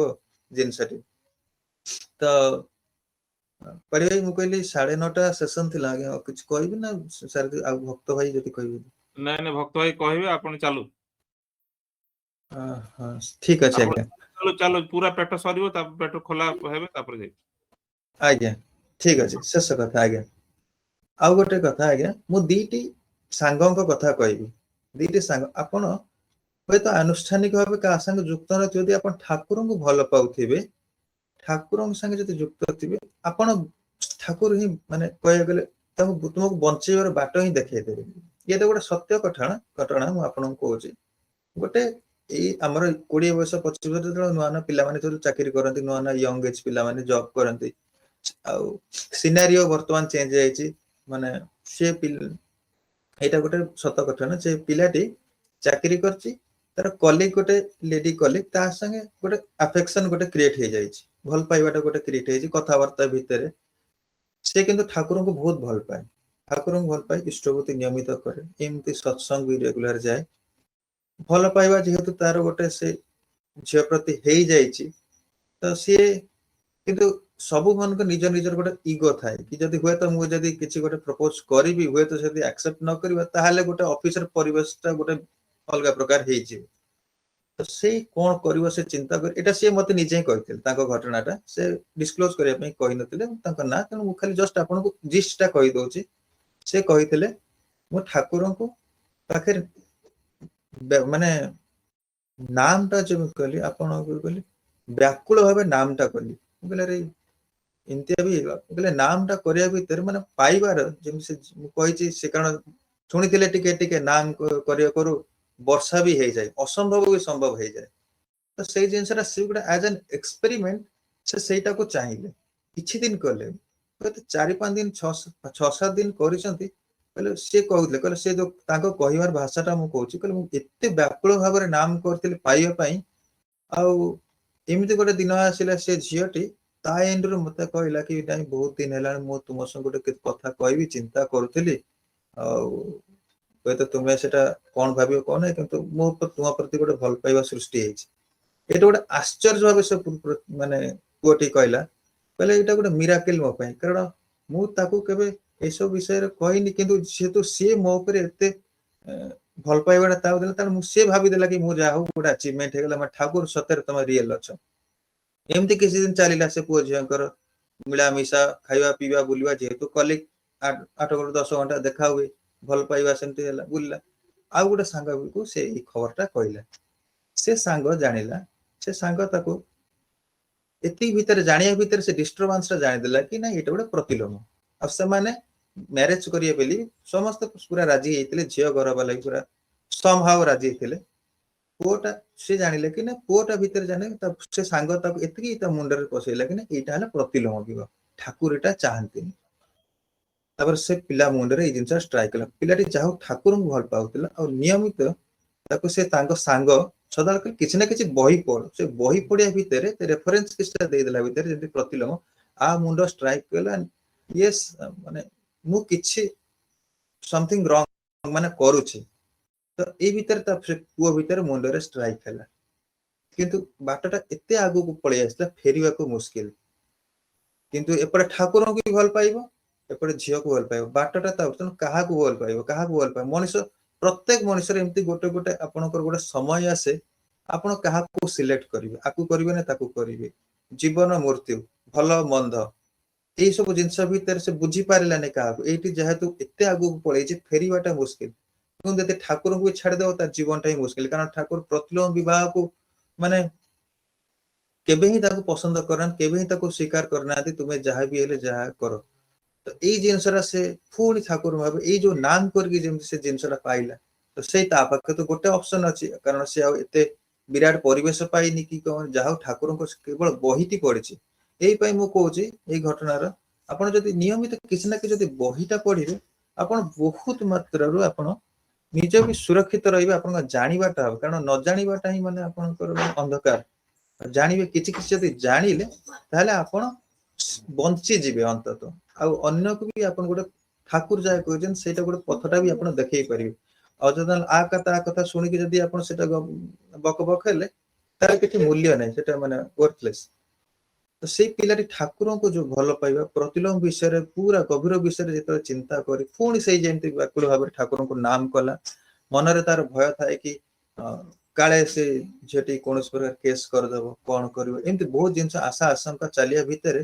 କିନ୍ତୁ ଲାଷ୍ଟକୁ ସେ ସେମିତି ହାତ ଯୋଡି କହିଲା କି ଦିନ ଥିଲା ତୁମେ ମତେ ଭଲ ପାଇବା ପାଇଁ କହିଥିଲ, କିନ୍ତୁ କ୍ଷମା କରିବେ କାରଣ ମୋର ଠାକୁର ସେଇଟା ଚାହିଁ ନାହାନ୍ତି କି ଏଇ ବିବାହକୁ ସ୍ୱୀକୃତ ଦେବା ପାଇଁ। ତାପରେ କନ୍ଦା କଟା ବହୁତ ହେଇଛି, ସେ ହେଇଛି, ତେଣୁ ସେ ଭିତରେ ମୋର ଆଉ ପଶିବାରନି। କିନ୍ତୁ ଯାହା ହଉ ସେ ପିଲାଟି ସେ ବିବାହରୁ ବିରତ ହେଇଛି। ପରେ ପରେ ମୋ ସେ ପିଲାଟି ସାଙ୍ଗେ ଦେଖା ହେଲା। ମୁଁ କହିଲି ଆରେ ତୋର ତ ଏତେ ବଢିଆ ସୁନ୍ଦର ଚେହେରା ଥିଲା, ତୁ କାହିଁ ଏମିତି କାହିଁ ଗୋଟେ ଝଡିଲା ଭଳିଆ କାହିଁ ଦେଖା ହଉଛୁ। କୋଭିଡ ପରେ ସେ ଦେଖା ହେଲା, କହିଲା ଏଇ ଜିନିଷ ଘଟଣାଟି ମତେ କହିଲେ। ଘଟଣାରେ କହିଲେ ଯାହା ହଉ ଅନ୍ତତଃ ମୁଁ ଏତିକି କହିବି, ହୁଏତ ସମସ୍ତେ ଗୁରୁ ଭାଇ କିଛି ନା କିଛି ଜୀବନରେ କିଛି ଆଚିଭମେଣ୍ଟ ଥିବ ନଥିବ।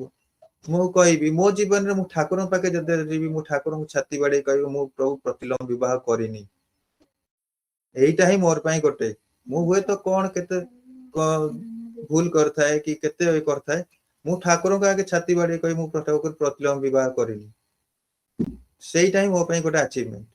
ଆଉ ବର୍ତ୍ତମାନ ମତେ ଯୋଉ ଅବସ୍ଥାଟା ଦେଖୁଛ, କାରଣ ଏଇ ଯୋଉଟା କରିଛି କିଛି ତ କାଣ୍ଡ କାରଖାନା କରିଛି, ତାର ତ କିଛି କ୍ରିୟା ତ ମତେ ହିଁ ଭୋଗିବାକୁ ପଡିବ। ତେଣୁ ବର୍ତ୍ତମାନ ସେ ପେଟ ମୁଁ ଜାଣିଛି ଇଟ୍ ଇଜ ଟେମ୍ପରାରୀ, ମାନେ ଏଇଟା ଟେମ୍ପରାରୀ ଏଇଟା, କାରଣ ମତେ ସେ ଚାକିରିଟାକୁ ଛାଡିବାକୁ ପଡିଲା। କାରଣ ମତେ ଠାକୁର ଦରକାର, ଆଉ ମତେ ଜୀବନରେ ଆଉ କେହି କିଛି ଦରକାର ନାହିଁ। କାରଣ ସିଏ ରହିଲେ ମୁଁ ସବୁ ପାଇଯିବି। କାରଣ ମତେ ଗଣେଶ ହେଇକି ଯେମିତି ମୁଁ ମହାଦେବଙ୍କ ଚାରିଆଡେ ଯଦି ବୁଲିଯିବି, ତାଙ୍କ ପାର୍ଶ୍ୱରେ ରହିବି, ତାହେଲେ ମୋ ପାଇଁ ସେଇଟା ହେଇଯିବ ସବୁ ପାଇବାଟା ହେଇଯିବ।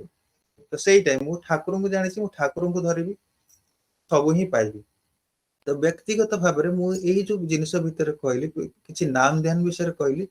ଆଉ ଗ୍ରୁପ ରେ ରହିବା ଭିତରେ ଯେତେବେଳେ ମୋର ନିଜର ବ୍ୟକ୍ତିଗତ ସାଧନା ହେଲ୍ଥ ସିଟ୍ ରେ ଜଏନ କରିବା ଭିତରେ ମୋର ପର୍ସନାଲ ବେନିଫିଟ, ଯେମିତି ମୁଁ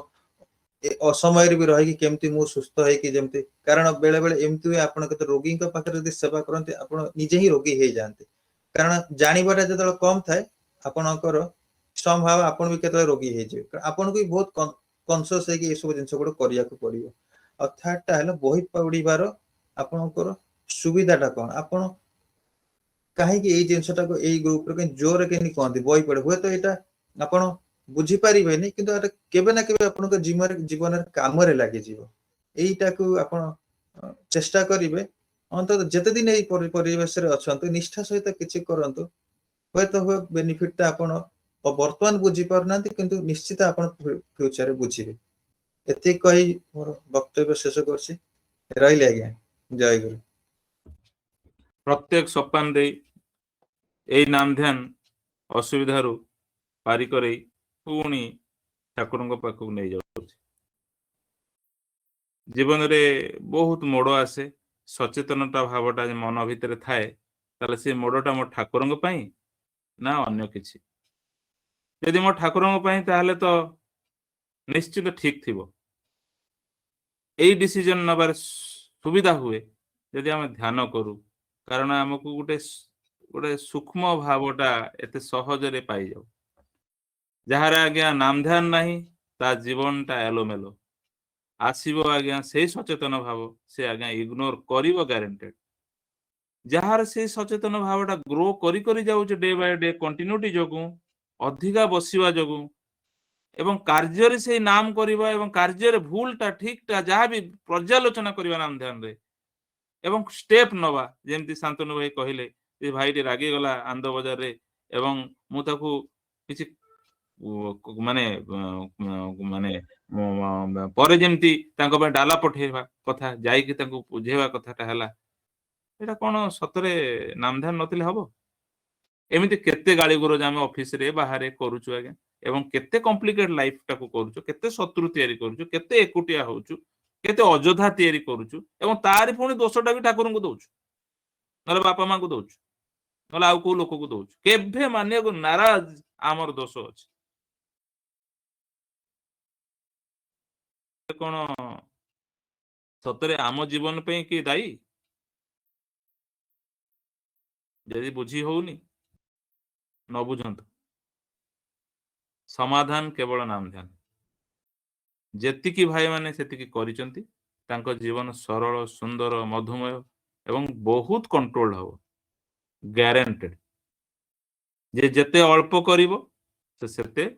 ଅଳ୍ପ ମାଲୁମ ପାଇବ। ଏଇ ଭିତର ଦେଇକିରି ଶାନ୍ତନୁ ଭାଇ ବହୁତ କିଛି ଷ୍ଟେପ ଦେଇକିରି ବୁଝେଇଲେ ଜିନିଷଟା କାହିଁକି ଦରକାର, ବହି ପଢିବା କାହିଁକି ଦରକାର। ଠିକ ଜାଣିଲେ ଆମେ ବୁଝିପାରିବା ଯେ ଆକ୍ଚୁଆଲି ଭୁଲଟା ଆମେ କୋଉଠି କରୁଛେ, କୋଉଠି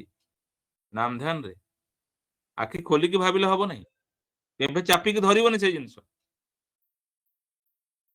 ଆଚାର୍ଯ୍ୟଙ୍କ ସଙ୍ଗ ପୁରା କରିବାକୁ ପଡିବ ତାଙ୍କ ଲାଇଫରେ, ଯେ ଠାକୁର କେମିତି, ଯୋଉଠିକି ଶାନ୍ତନୁ ଭାଇ କହିଲେ ଯେ ମୁଁ ମୋର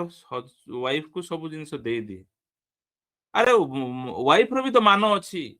ତାକୁ ତ ଗୋଟେ ମର୍ଯ୍ୟାଦା ଦେବାର ଅଛି, ତାକୁ ତ ଗୋଟେ ସମ୍ମାନ ଦେବାର ଅଛି। ଆମେ କଣ ସେଇଭଳିଆ ବ୍ୟବହାର କଲୁଣି? ଆଚାର୍ଯ୍ୟ ଯୋଉଟା ଚାହାନ୍ତି, ତା ପରଠୁ କେତେ ମଧୁମୟ ହେଇଗଲା ସମ୍ପର୍କ ଦେଖନ୍ତୁ। ସେଇ ଯୋଉ ଛୋଟ ଛୋଟ ଭୁଲ ସଚେତନ କରେଇବ କିଏ? ବାହାର ଲୋକ। ଆମେ ତ ଇଗୋରେ ପୁରା ଅଗ୍ନିଶର୍ମା ହେଇଯିବୁ। ତାହେଲେ ନିଜେ ଯଦି ନିଜର ଭୁଲ ନ ଦେଖୁ, ତାହେଲେ କିଏ ବାହାରୁ ଆସିକି ଧାକ ଅଛି କହିବ ଆଜ୍ଞା? ନାମ ଧ୍ୟାନର ପ୍ରୟୋଜନ ଏଠି, ବହି ପଢାର ପ୍ରୟୋଜନ ଏଠି, ଆଚାର୍ଯ୍ୟଙ୍କ ସଙ୍ଗ କରିବା ପ୍ରୟୋଜନ ଏଠି, ନହେଲେ ସରଳ ଲେଖାରେ ଯିବନି ଆଜ୍ଞା ଠାକୁରଙ୍କ ପାଖକୁ ଜୀବନଟା। ଏଇ ପରିପ୍ରେକ୍ଷୀରେ ଆଗକୁ ଆମକୁ ଭାବନାଟାକୁ ଦୃଢ କରିବେ ଆମ ଗହଣରେ ଭକ୍ତ ଭାଇ ଅଛନ୍ତି, ତାଙ୍କର ନାମ ଧ୍ୟାନ ଭିତରେ ଦେଇକି ସେ ଯାହା ପାଇଛନ୍ତି ଆମ ପାଖରେ ତୋଳି ଧରିବେ, ଆମକୁ ମଜବୁତ କରାଇବେ ନାମ ଧ୍ୟାନଟାକୁ ଆହୁରି କରିବା ପାଇଁ। ଭକ୍ତ ଭାଇ ଜୟ ଗୁରୁ।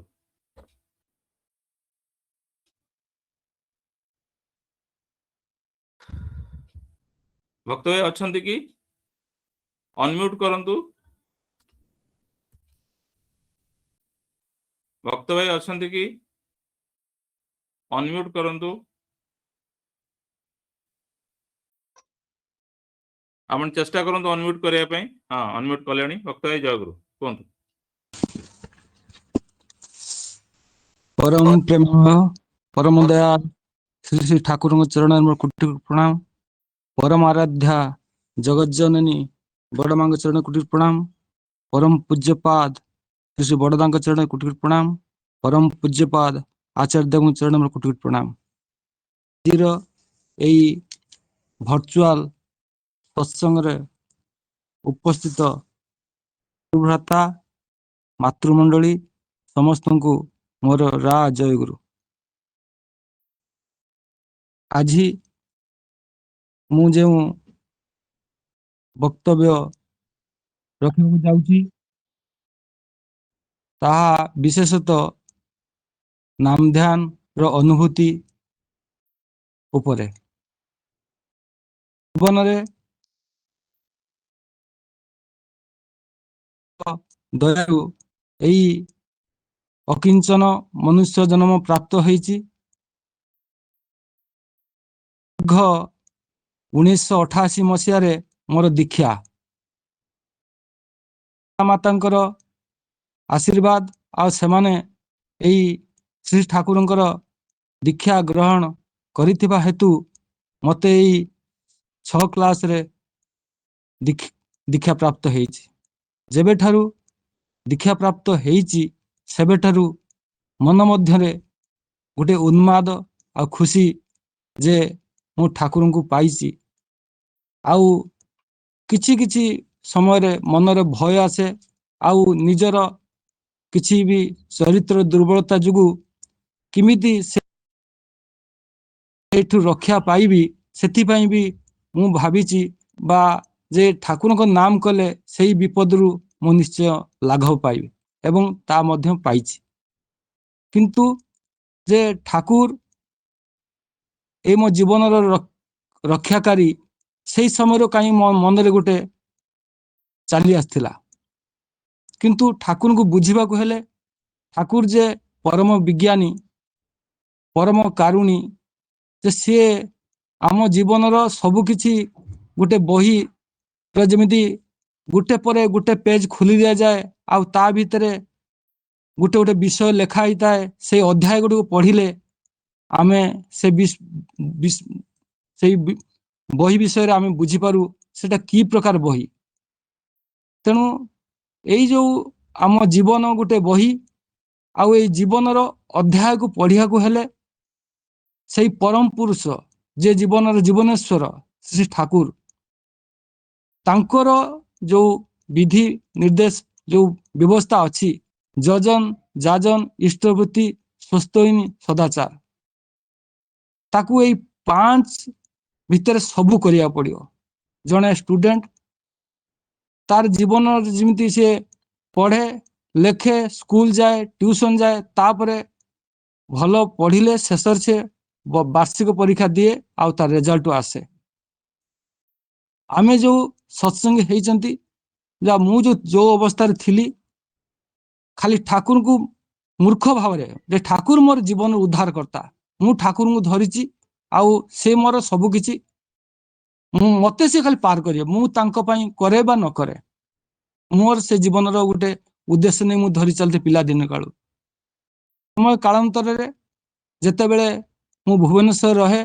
ଆଉ ବ୍ୟାଙ୍କ ପ୍ରିପାରେସନ କରୁଥାଏ, ଧୀରେ ଧୀରେ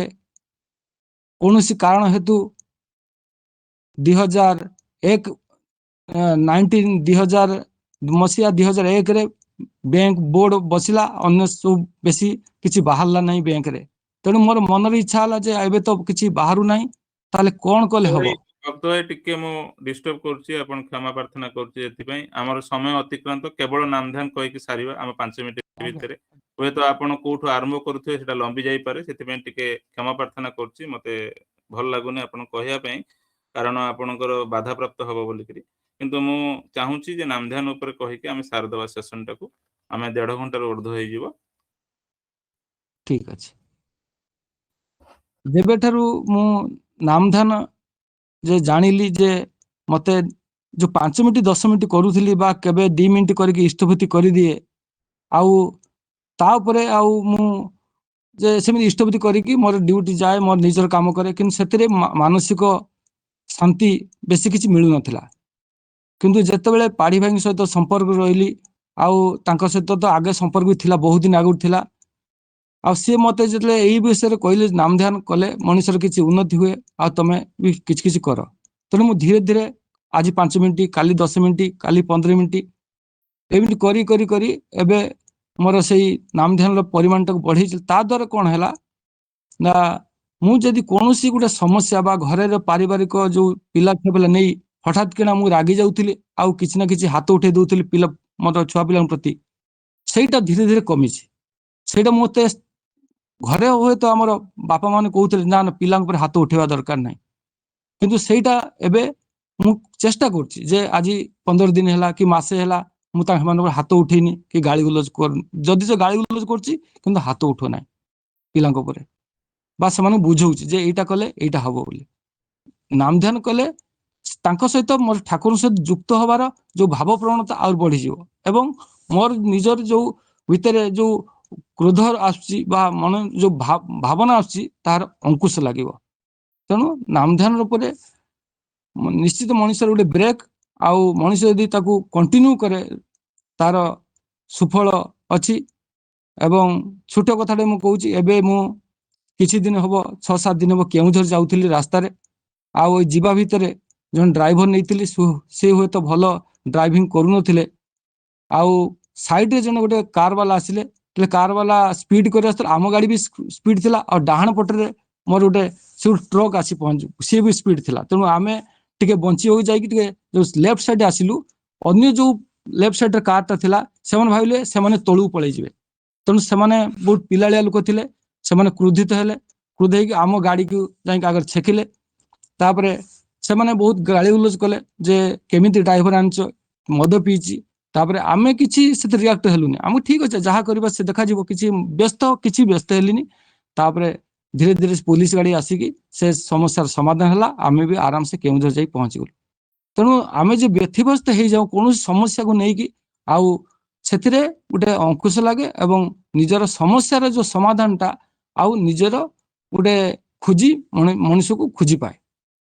ବାସ୍ ମୋର ଏତିକି ବକ୍ତବ୍ୟ ରଖୁଛି। ଆଉ ଜୟଗୁରୁ ଜୟଗୁରୁ ଭକ୍ତ ଭାଇ। ନାମ ଧ୍ୟାନ ବାଟ ଦେଇକରି ଆମର ଯୋଉ ଆସ୍ତେ ଆସ୍ତେ ଠାକୁରଙ୍କ ସହିତ ଗପ ଛଳରେ ବହୁତ କିଛି କଥା କହୁନା, ଠାକୁର ଆଜି ମତେ ଏମିତି ଭଲ ଲାଗିଲାନି, ଏମିତି କରିଦେଲି ଠାକୁର, ଭୁଲ ହେଇଗଲା ଠାକୁର, କଣ କରିବି ଠାକୁର, କଣ କଲେ ଏଟା ଠିକ ହବ ଠାକୁର। ଠାକୁର କହନ୍ତି ଯେ ତୁ ତ ବାରମ୍ବାର ସେ ଭୁଲ କରୁଛୁ, ତଥାପି ଠିକ ଅଛି, ତୁ ଏବେ ଏଇ ପ୍ରକାର କର। ବହୁତ ସମୟରେ ଆମେ ନାମ କରୁ, ବହୁତ ସମୟରେ ଧ୍ୟାନ କରିବା ଯୋଗୁଁ ଏତେ ପ୍ରବଳ ମାତ୍ରାରେ ନାମ ବଢିଯାଏ ଯେ ଆମ ଭିତରେ ଗୋଟେ ସଚେତନ ଭାବ ଥାଏ, ଏମିତି କଲେ ହିଁ ଠିକ ହବ, ସେମିତି କରୁ ଠିକ ହେଇଯାଏ। ସେମିତି ଭାବୁଥାଉ ଗୋଟେ ଲୋକ ବିଷୟରେ, ସେ ଯୋଉ ଶାନ୍ତନୁ ଭାଇ କହୁଥିଲେ, ସେ ଭାଇଟି ଫୋନ କରେ। ଏଇ ଯୋଉ ବିଶ୍ୱାସଟା ଠାକୁର ଉପରେ ଆସିଯାଏ, ସେଇ ବିଶ୍ୱାସ ଭିତରେ ଦେଇ ଭକ୍ତ ଭାଇଙ୍କ ଭିତରେ ଯୋଉ ବିଶ୍ୱାସଟା ଜନ୍ମ